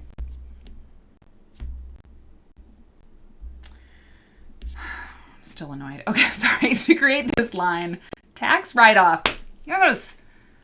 See, that's the thing, Molly. See, y'all, I love you people. I mean, I know. And Susan, okay.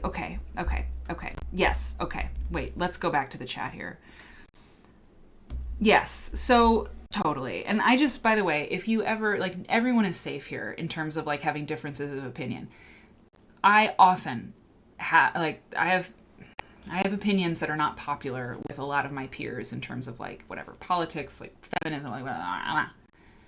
And it's hard to blow against the wind sometimes, you know, but everybody, I hate the word the term safe space, but it is like differing opinions are so important, and that's how we learn, you know, and it's just like, it's so important. So if you disagree, if you think this is great, if you think it's awesome, it's good.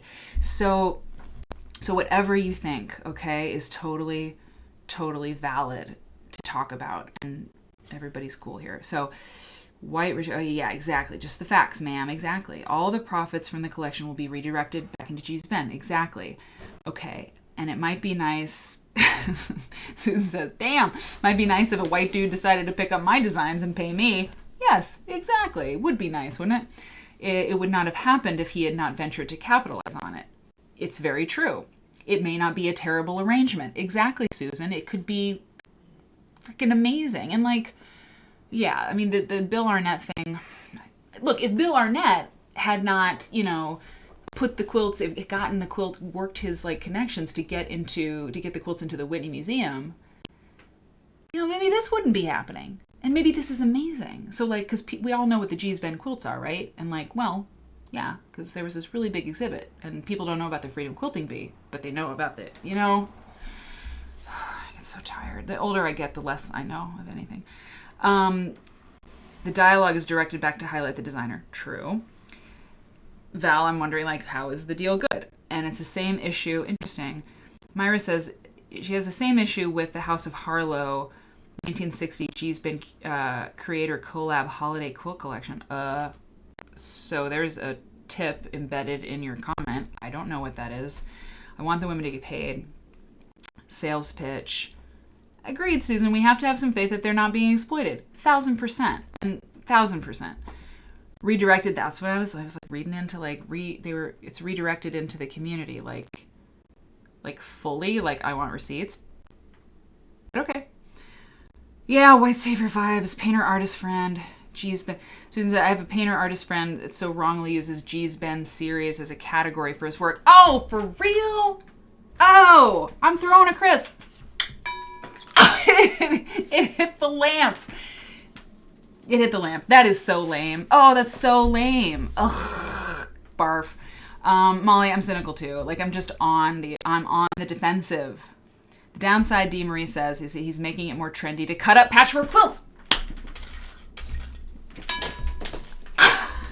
Sorry. And sometimes you have two opposite opinions. Same, Susan. You get what you're saying. Okay, Will Arnett. Oh yeah, Will Arnett. Well, Will Arnett is the son. It's Bill Arnett is the dad. Who was like hated. Oh, he's so interesting and so like loathed and loved and whatever. If you don't know the work of Thornton Dial, you must Google it, and I don't know, we'll talk about it. This show will always happen. It will be here forever because there's so much to talk about. Bill Arnett, right? Yeah, and Will was the son. So have to get a contract. Make sure you're getting what you're supposed to. Hope they get a good contract and had it checked out before. Yeah, exactly. Are their quilters being adequately compensated is your big worry. Redirected is vague. Exactly. Directly redirected. It's like weird. And his work isn't at all like it. He uses the idea of this artist friend that Susan has. It's just using the idea of using whatever the heck leftover paints he has to fill in his geometric work. Barf. Fully barf. Also, I feel like I can say this, and I don't like this picture. This is a very weird picture to me. His hand, like, this is I'm sorry, read the body language. And I need to try to just take things for what they are, not read into things. But the fact is that his hand is sort of like, it's just a very like, I claim this land for Spain, sort of like, it's just aggressive. I'm sorry, it's aggressive. And maybe she wanted to sit down because she's freaking tired, but like, I don't know. Fashion is towering over them now, over this woman. Okay, enough. We're cool.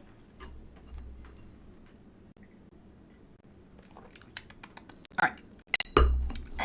To create this line. All right, here we go. Now we give them the benefit of the doubt. Maybe this woman, this G's Bend quilter, made a hell of a lot of money, and she's like, yeah.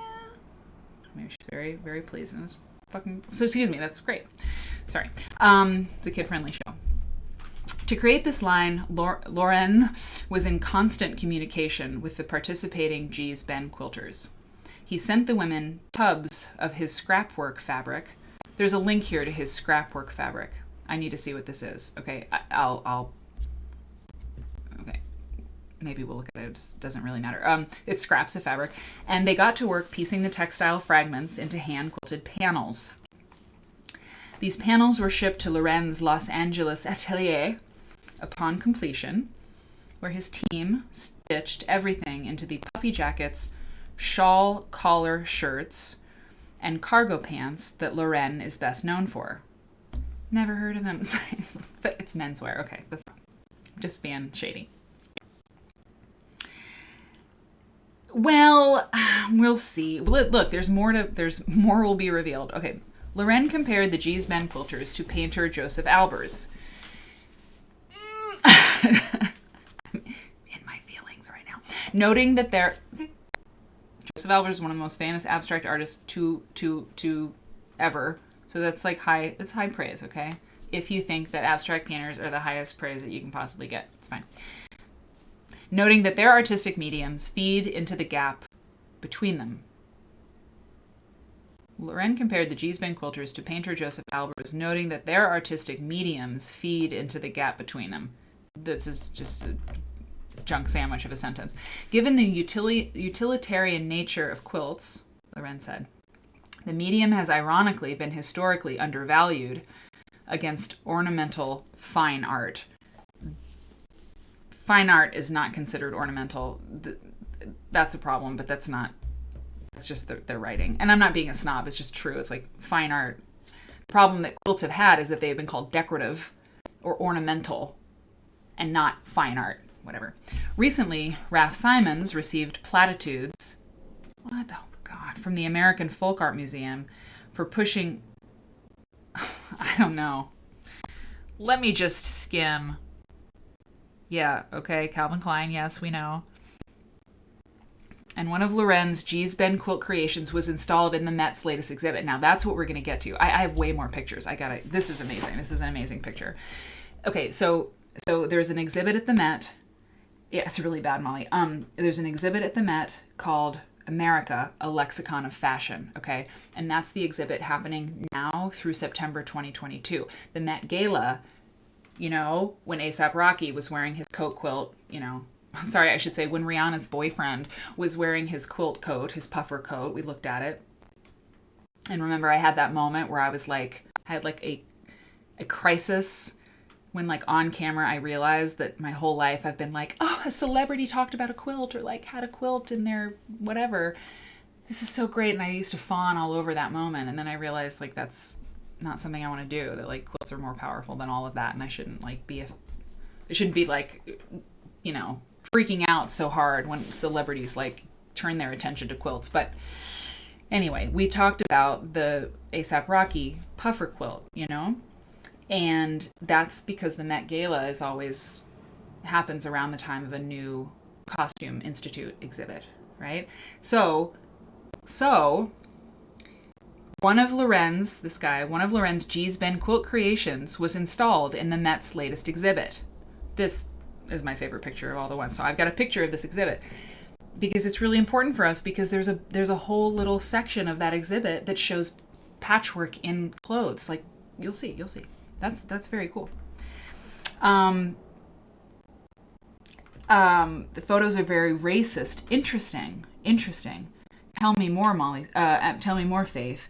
Tell me what you're seeing there, what you're thinking. I want to know more. And Susan says, Mary, I was like, Mary Fons saw my quilt when you were a curator of a special exhibit. I am glad that you were excited about that. And I really liked curating exhibits, I have to say. It was really fun. I'd like to do that again, actually. I'm really glad that your quilt was in the mix. Okay, so his legs are crossed casually. Okay, Yeah, it's true. I'm giving this guy a lot of guff. Reverse Robin Hood from the poor to the rich. Yeah, interesting. Interesting. Okay, so going back to this. So we're going to look at that Met exhibit in just a minute. So designers like Emily Bode, whose work is displayed in the same exhibit, and ERL, who outfitted A$AP Rocky in a vintage quilt, have all been a part of the quilting resurgence. So this guy, Loren, Emily Bode, the person who was put together the A$AP Rocky puffy quilt, they're all in this particular part of this new Costume Institute exhibit, which is very cool. Given that America's flag was created by a devoted quilter, we had to bring up Betsy Ross. Respect for the humble hand-sewn textiles has been a long time coming. It's frustrating to see quilters and their works relegated to outsider or folk art, said Loren. He prefers to not be labeled as an American designer, which is fair, But even still, his domestic craft and the heritage of Geesben does represent the country's aesthetic ethos to at least some small degree. Either way, there may be a folksy quality to quilting, but quilting is a proper art form, thank you, through and through. And Loren's new line aims to play at least some role in further reshaping public respect for the medium. Thank you. Quilts are, after all, play a crucial role in the fabric of America. I mean, y'all, this trend, this is the dress I think we saw earlier. I mean, it's just not going anywhere. It's so funny. Let's see. You smile forever. Thank you. I'm really glad. Val says, I've never been into fashion. I just wear what I like. Myself, I don't think I would ever wear an item made from a quilt, but she could see getting a purse or a bag made from one. Fair enough. Cool. And okay, yeah. So Faith is saying these pictures are racist because there's no pictures of models who are white or Latinx. Right. Oh my God, right. Right. It's like othering, right? Like just like, let's put this, all into this like Geesben quilts are like, it's so true. Well, maybe we'll see some, but you're right. So far, it's all black folks, right? Like these quilts are just that, right? They're all quilts that have been produced by black people, for black people. This fashion will appeal to black. I mean, it is like, yeah, people of color. It's very interesting. I hadn't thought about that. I hadn't seen that. Yeah, he's like the only white person there. I mean, the thing is, all of this is just, it's me learning with you, like I'm trying to figure out whether this is like a step forward for the Geesben story, which has just been told wrong for so damn long in the public eye, or if it's a problem. And like, so far, Faith is a very good point. So far, it's like, it's not great. It's like, I'm confused, right? I'm like confused. Very, very good point. Not all black men wear sagging pants. Ooh. Molly says, oh yeah, and Mark, I had to approve Mark's comment because, the mod bot for Twitch like holds some comments for like review. One day, the mods that I will claim as my helpers you'll help me with that. But right now we don't get too many trolls in here, and you're very well-spoken people, so you're not like cursing hither and thither. But yeah, so I just got Mark's comment got held for review because he said ugly. And so I approved it because he said, excuse me, they look ugly as garments. Totally. I mean, like, that's your opinion, and that's great. That is completely fair. Fashion, so high fashion is so often just like, what is happening? Molly says, I also don't like the idea of selling works made by an impoverished community being sold to ultra-rich people. It just seems a little tone deaf. Very good point. 1,000%. And Faith is saying not all black men wear sagging pants. Very stereotyped. Carol says, personally, Carol is most wise, I think he should have stuck to, oh, here he is. Oh God, he's so deep. He should have stuck to acting and kept out of Uncle Ralph's business, but that's your opinion. He was an actor? Sorry, I don't know.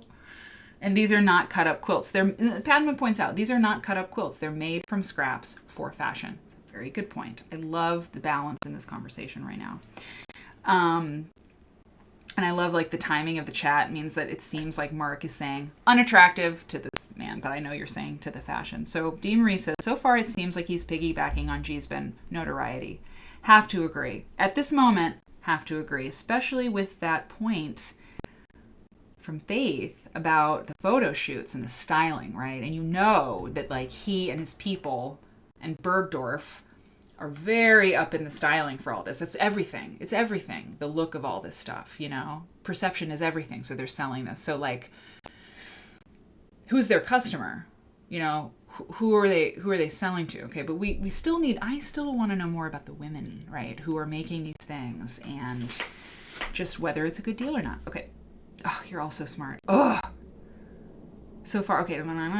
Why is it always G's men? Nancy says. There's so much out there. Why not the Navajo Project, or the Amish, or the Quakers, or the Appalachian? That is a $1 trillion question, right? Or maybe it's simple.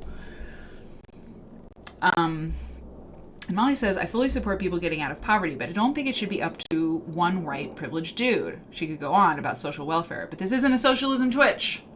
You're right, it isn't. But I hear you. Quilty Nancy. Quilty Nancy gets a thumbs up from Susan Michael. It's so true.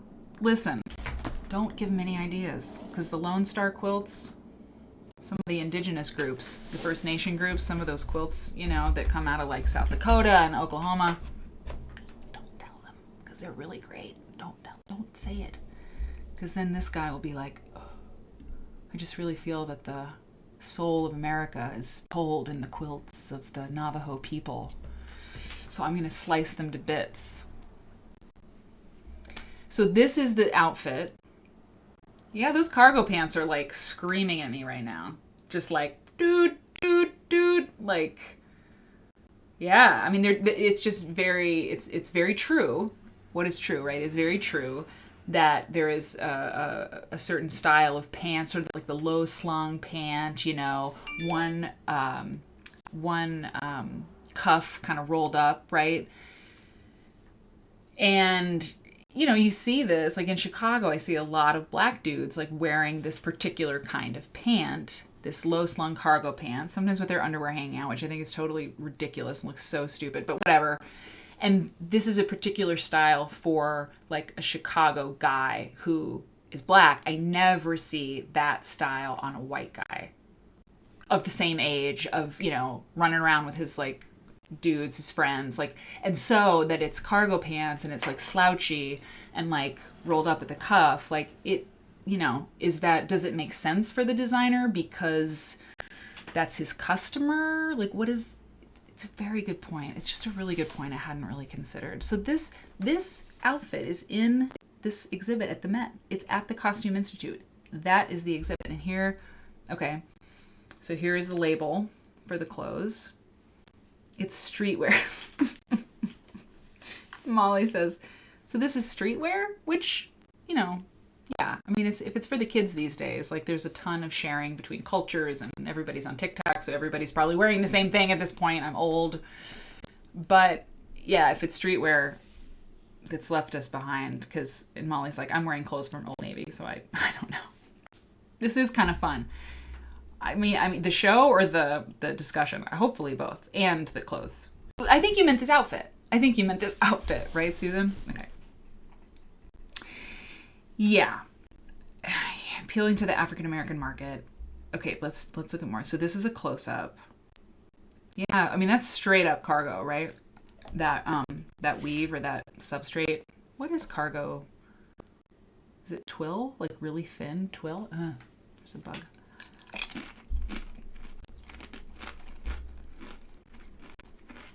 And that's twill. You know, that's like that overall like train conductor kind of overall sort of thing. What is that called? What is the weave, the substrate that is cargo pants and cargo shorts? I don't know. I'm sure it has a name, you know. Okay, so here's the signature. So I think this says Krista Petway. It's definitely Petway. Petways being a very famous family, or yeah, one of the sort of the main families within the G's Ben quilt story. Generations of Loretta Petway was Mary Lee Bendolph and Loretta Petway were probably the most famous or well-known, or even, I don't want to say the best, but they just were prolific quilters in that first generation G's Bend, in that phenomenon, right? That cultural tidal wave. Mary Lee Bendolph and Loretta Petway were really, really important. Okay, so that's the signature. and it's in the clothes, and it sounds like there are 90 pieces, only 90 one of a kind pieces. So at that point, like, is it art? Is it, I mean, it's fashion, I understand, and the line between fashion and art. Here's Minnie Petway. Yeah, that looks like Minnie. This was the way the picture was oriented on Instagram, by the way. I took a screenshot. I could have turned it. I didn't think of doing that, but this is the way it was oriented on Instagram. You know, if it's a limited edition like that, you know, it kind of gets into an art project. Interesting that these pieces are going to sell for like 6,000 times more than one of the original quilts would have sold in, you know, before they were famous. So this is a window at Bergdorf's. Let me zoom in. This was from his Instagram stories.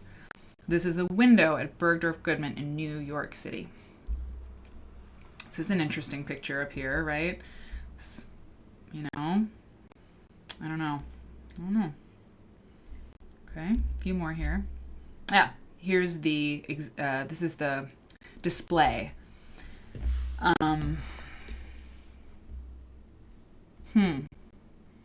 Let's dive in. I mean, I'd love to be in New York and go see this. I mean, wow. I don't know. It's just...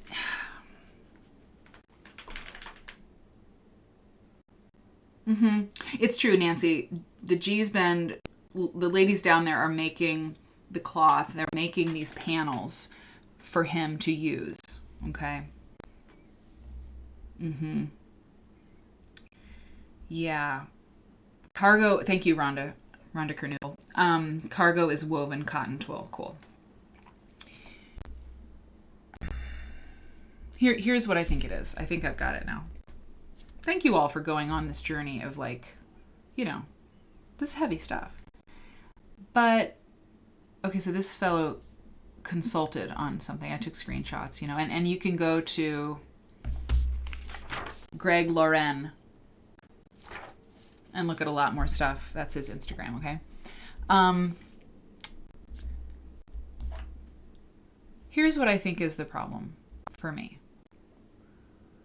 In fashion, there's something called the high-low mix, right?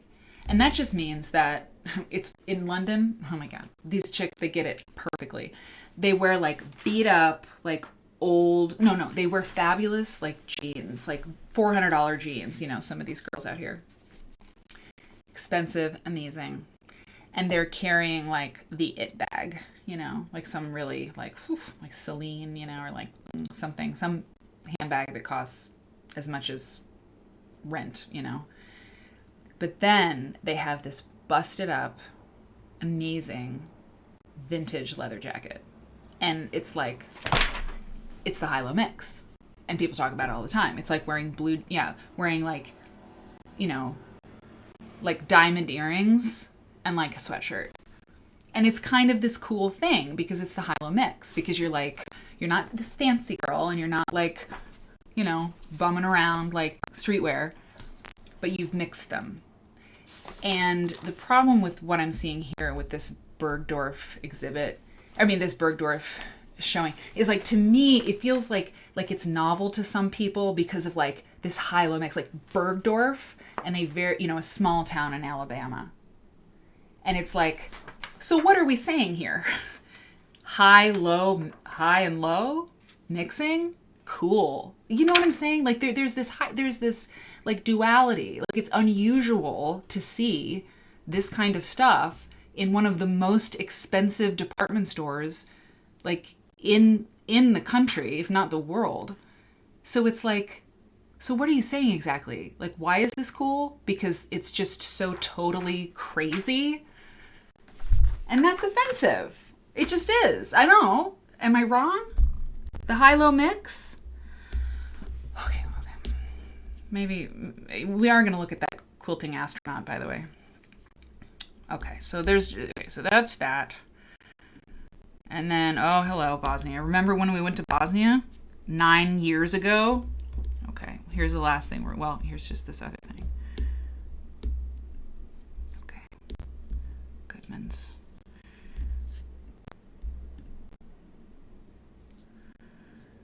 Okay. Okay. Exclusively at Goodman's. This is Bergdorf's Instagram. The collection is comprised of 96 garments. Okay, that's not many at all. How much do they cost? Created from 276 panels. So y'all who are talking about, like, they're not quilts cut up. I mean, they're the G-Spend, participants, right, are making these panels. Oh yeah, the color palette's amazing. It's amazing, without question. They're making the fabric, essentially, and then Loren and his people are making the garments. 276 panels. So they made the panels, derived from archives of scraps from his business, and designed and sewn by hand by the women of G-Spend. So, okay. So assistant professor, Style Squared. That's the guy who we just saw on that other, because that was his tag. Assistant professor of Black visual culture at Parsons. Okay.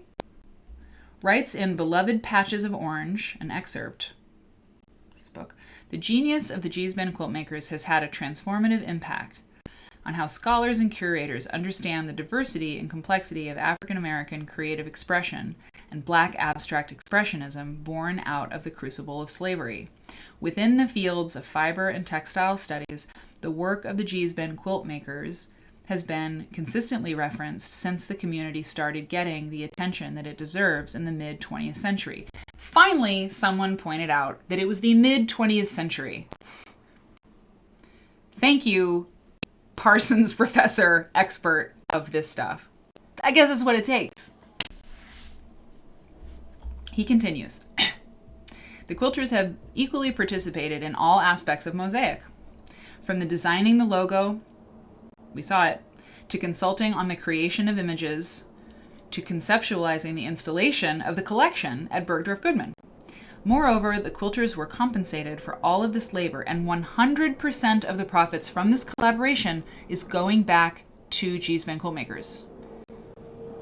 Unquote. Discover Mosaic, G-Spend, and Greg Loren, and shop the collection now in store on the main floor. And now we have the names: Cassandra Hall, Doris Mosley, Katie Petway, Lou McLeod, Mary Margaret Petway, Kristen Petway, Minnie Petway, Priscilla, Stella, and Emma Petway, Claudia Charlie, Pleasant Scott, Sharon Williams, and Tinny Petway. Oh, Tinny. No, sorry, it's Tiny. That's how you say it. It's Tiny Petway. Tiny Petway wrote a book. Poems, I believe. Anyway, I think Tiny is getting older. Anyway. Excuse me. Oh, what's going on in the chat? Oh, man. Okay, friggin' Bergdorf's. It's not the store of the people, indeed. It'll stop being ranty now. I know. I'm feeling it. I mean, I've just been... No, this is what it's for. This is what the show is for. Now that they made it to Bergdorf's, now they're valid and have value. I know. So, here's what I have to say. This is it. Not that we have to stop talking about it, but I think this is it remains to be seen what it's all about, because the Arnett family also said that the G-Spend women were compensated hugely, and that they sent their children to college. First generation of kids went to college because of what the Arnetts had done for them, and it wasn't the case. And I just wonder, like, it's also a fact, right? It's a fact that this guy could have donated an enormous amount of money to the Souls Grown Deep Foundation. And that's my other question. Hashtag G-Spend Quilters. But there's a collective, and I don't know about it, but I know Souls Grown Deep Foundation that at least at one point was the organization that was sort of the parent, like, organization, Souls Grown Deep. This. Okay? Souls Grown Deep. Support G-Spend Quilters. So Souls Grown Deep is this foundation, right? My Mother's Quilt. So this, remember when I said Lucy Petway? What did I say? I think I might have said, yeah. Anyway, Lucy Petway are on the walls of this country's finest museums. This is her daughter speaking, including the Met and the MFAB. As lifelong resident of Gee's Bend, I've also seen the traditions that have earned my community such acclaim have not resulted in economic advancement for the majority of quilters and their families. The average annual income here is under $10,000, and well over half the residents live in poverty. So to address all this, and obviously there's more here, Souls Grown Deep and our partner Nest are working alongside Gee's Bend Quilters. You know, not trademarked, right? Gee's Bend Quilters is like, they're people who live there, and then they, you know, it's not like a .org or a .com. It's Gee's Bend Quilters to develop direct-to-consumer channels for the sale of Gee's Bend quilts. So, I mean, Souls Grown Deep hasn't been mentioned, you know? And hey, there could be some crazy politics going on, because in Gee's Bend, amongst the people there who are like, I don't want to go through you, thanks, but I'm going to work for Mr. Loren because, you know, this is a great deal, or whatever it is. But that was true with the Freedom Quilting Bee, you know? Because the Freedom Quilting Bee, here's the thing. The quilts that were made by women in Gee's Bend in the 1960s were being sold at Saks Fifth Avenue, okay?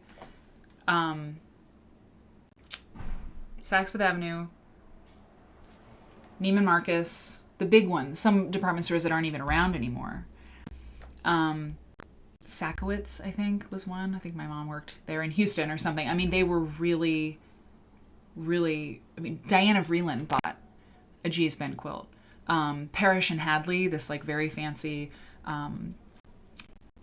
interior design firm, like the fanciest, bought Gee's Bend quilts. There were auctions. It's a whole thing. There's a great book. You should read it. I mean, if you have any interest in this whole thing, like the truth about it, basically, you know, this book, The Freedom Quilting Bee, it's amazing. It's so good, you know? It's so good. And they have pictures of like these quilts in the department store, like setups. This is history repeating itself. And so if Souls Grown Deep exists today, and this woman is like, hello, we have had a lot of commercial interest. We still only have about $10,000 a month as an annual income. Let's try to actually do something about that. If that's happening, and the quilts were sold at Neiman Marcus, you know, and Diana Vreeland, who was editor of Vogue at the time, bought one, and Gloria Vanderbilt, and like all these people, then it didn't work before. So is it going to work now? And if it is a small collection, that doesn't scale. Anyway, it remains to be seen. More will be revealed about everything. It's a really great book about the Freedom Quilting Bee. That is very expensive. I don't know. Maybe there's other prices for it. I mean, that's like $65. But I mean, it's you know, it's out of print, obviously. But Nancy Callahan is the bomb. She lived down there. Anyway, she's fascinating. Oh, wait. Let me find one more thing. And then we're going to look at the astronaut. And the reason I'm like, you know, sort of clipping the conversation here is because, you know, it's enough of me talking about this, right? Like, enough. And I have a lot more to learn about everything, and I know that, and like, I'm such a dumbass, like, most of the time, so like, just, I know. I know. I'm trying. I'm working so hard. Okay, but so I'm just sort of, you know, bringing it to a close because it's a show, you know, it's not like 3 a.m., you know, we're all like, you know, drinking margaritas and like, you know, hanging out and, you know, we can just go all night. I mean, it's not quite like that yet. One day, perhaps, we'll all just be staying up all night and talking about all the things. But, you know, I think I have to try to be somewhat respectful of people's time and energy. So I am looking for an article, though, that really broke all of this open for me. And just take a mo.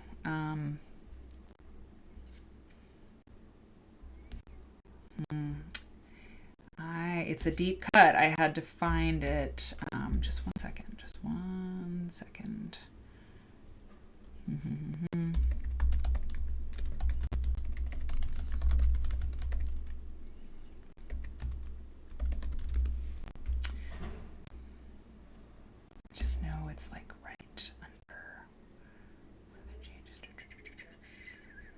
was on an alternative. Sorry, it's on an alternative or like not mainstream magazine. Okay, I'll find it later. But it's really great. Anyway,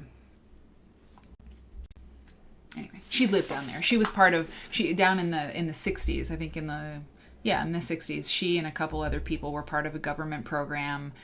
You know, Lyndon B. Johnson or something like that, and she and a few people went down there to just contribute, and like, I don't know, it was some government thing. But she lived there for a long time, a really long time, and she was like part of the community, and she hung out, and she was studying, or maybe it was academic thing, I don't know. But she wrote this piece that was like, really helped me understand. She's like, the Gee's Bend was not some poor backwater destitute place. I mean, no, she said it's not what people talk about like in the media, that these people were like uneducated or whatever, economically depressed, 1000%. But there's this, anyway, look at the lecture that I have on YouTube about it. But just basically like, just the narrative was like super reductive and not the case. And obviously we've been talking about that tonight. So here's what we're going to do. Get that book or check it out from the library.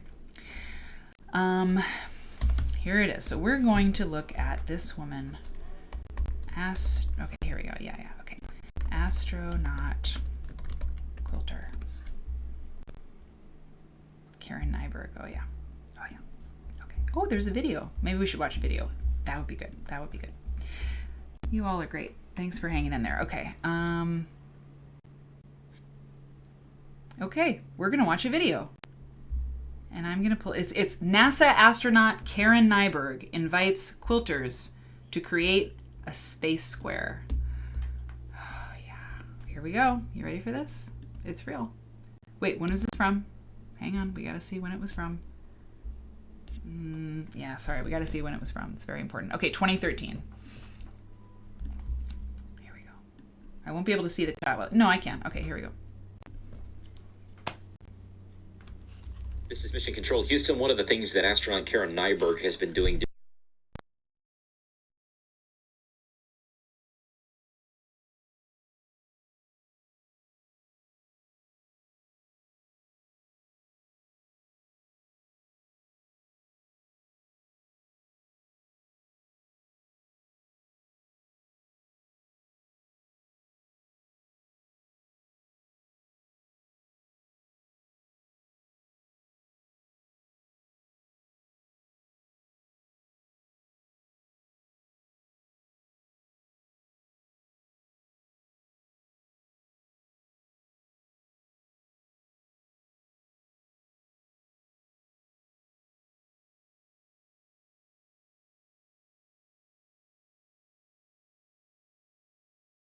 certainty. It's tricky. First of all, it's keeping all of your things in order. Ziploc bags come in very handy. I have to keep all of my extra fabric and thread and scissors and all of the supplies that I'm using in a bag when I'm not. Did you know about this? If you did, just not using it, so they don't just float away. So the bags come in extremely handy. Oh. Readily available. I have this sheet of pile Velcro, and I can clip it to Velcro on the wall, and I can keep a pair of scissors, Velcro, my magnetic case with my needles, my spool of thread, and then also a straight edge, which brings me to the next point that makes sewing in space very tricky, is cutting the pieces out straight, getting the correct seam allowance. You can't lay things down and measure. Okay, no sound? Okay, there is sound now? Okay. I'm sorry. Okay, I'm going to go back to here. Yeah, sound cut out. We'll just go back to where she started. Sorry, I don't know what happened. Well, I think I do actually. Okay, I think it'll be all right now. All right, here space, we go. I can say one thing with certain. Okay, here. Now that I've tried my hand at sewing in space, I can say one thing with certainty. It's tricky. First of all, it's keeping all of your things in order. Ziploc bags come in very handy. I have to keep all of my extra fabric and thread and scissors and all of the supplies that I'm using in a bag when I'm not using it, so they don't just float away. so the bags come in extremely handy. When I'm actually doing the sewing and you want to have things readily available, I have this sheet of pile Velcro, and I can clip it to Velcro on the wall, and I can keep a pair of scissors, Velcro, my magnetic case with my needles, my spool of thread, and then also a straight edge, which brings me to the next point that makes sewing in space very tricky, is cutting the pieces out straight, getting the correct seam allowance. You know, you can't lay. You're not dreaming this. I mean, yeah, okay. Things down and measure and cut. The fabric doesn't. I found myself taping the fabric to a surface, trying to get it to lay it out. I actually started using. I measured a 3x3 square on a piece of cardboard, and I would actually trace this onto my fabric and cut what seemed like it was probably a 1/4 inch seam allowance around that. And exactly, and then of course when I start piecing the pieces together, it becomes very tricky when the pieces do not have the 1/4 inch seam allowance that you. I feel like, I don't know that this is true, but I feel like somebody put her up to this. Like, she's like, yeah, it's really hard to do this. Yeah, it makes it really hard when you can't, with gravity and sewing. I don't know. It was in, yeah, we don't know. That you really had hoped for. And it's less than perfect.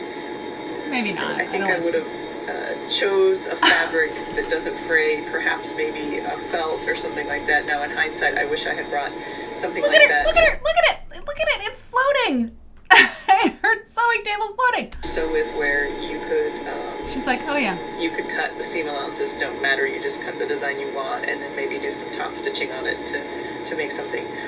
So my experiment here of sewing and hand sewing, and I don't hand sew all that much on earth, I usually use a sewing machine. And so there's also that patience of hand sewing, and I respect those who do that a lot. But I can't believe this is real. But in keeping the things together, that in itself can make this a little more challenging. And then of course, like I said, cutting the pieces out, getting the edges straight. Seriously, can we talk about the needle? Seriously. And then keeping it together. I don't have pins with me here, and so I've tried a few different things. I've tried using some tape and taping the edges, and I have 5 needles, and I can use those as pins when the ones I'm not using, and try and keep the pieces together. But also that can be tricky, and it's taken me a long time. I'm almost done with one single 9x. What do you think that stuff is back there? Those big bales of stuff.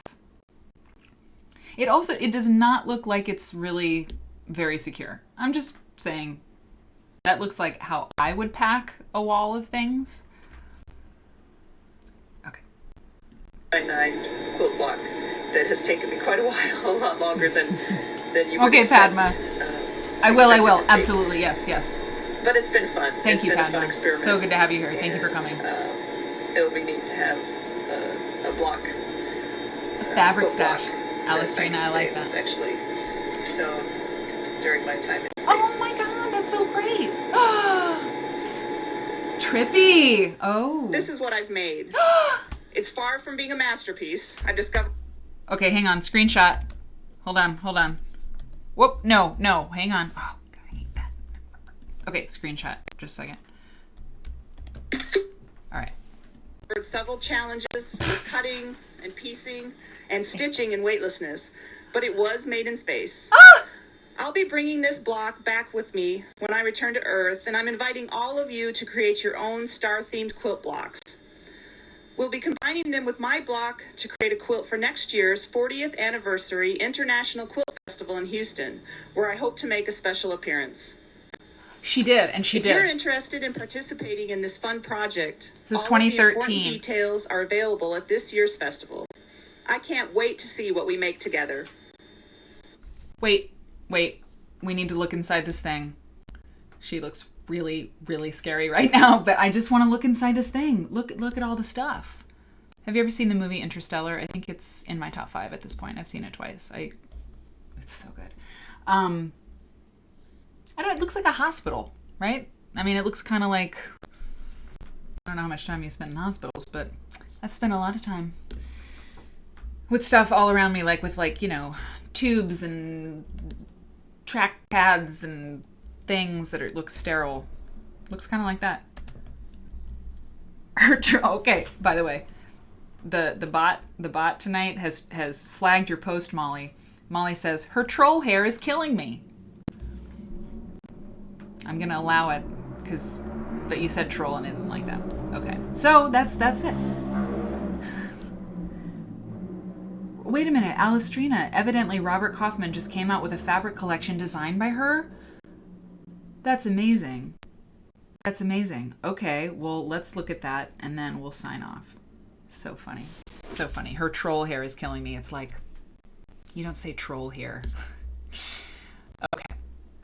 So let's take a look and see if Karen Nyberg's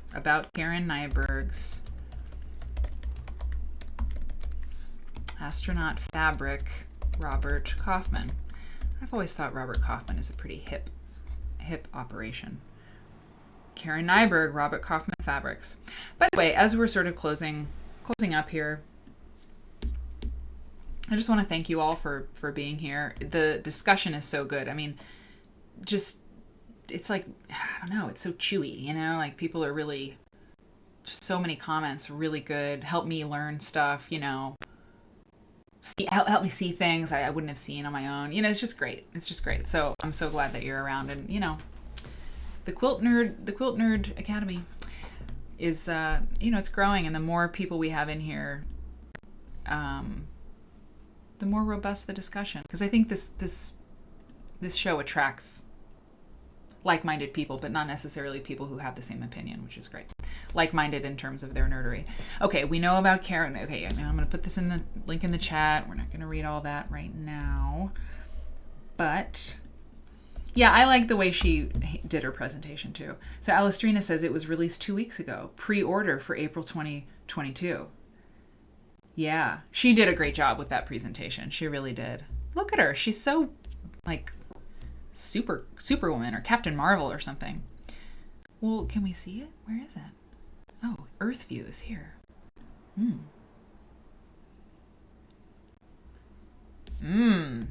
Very mood.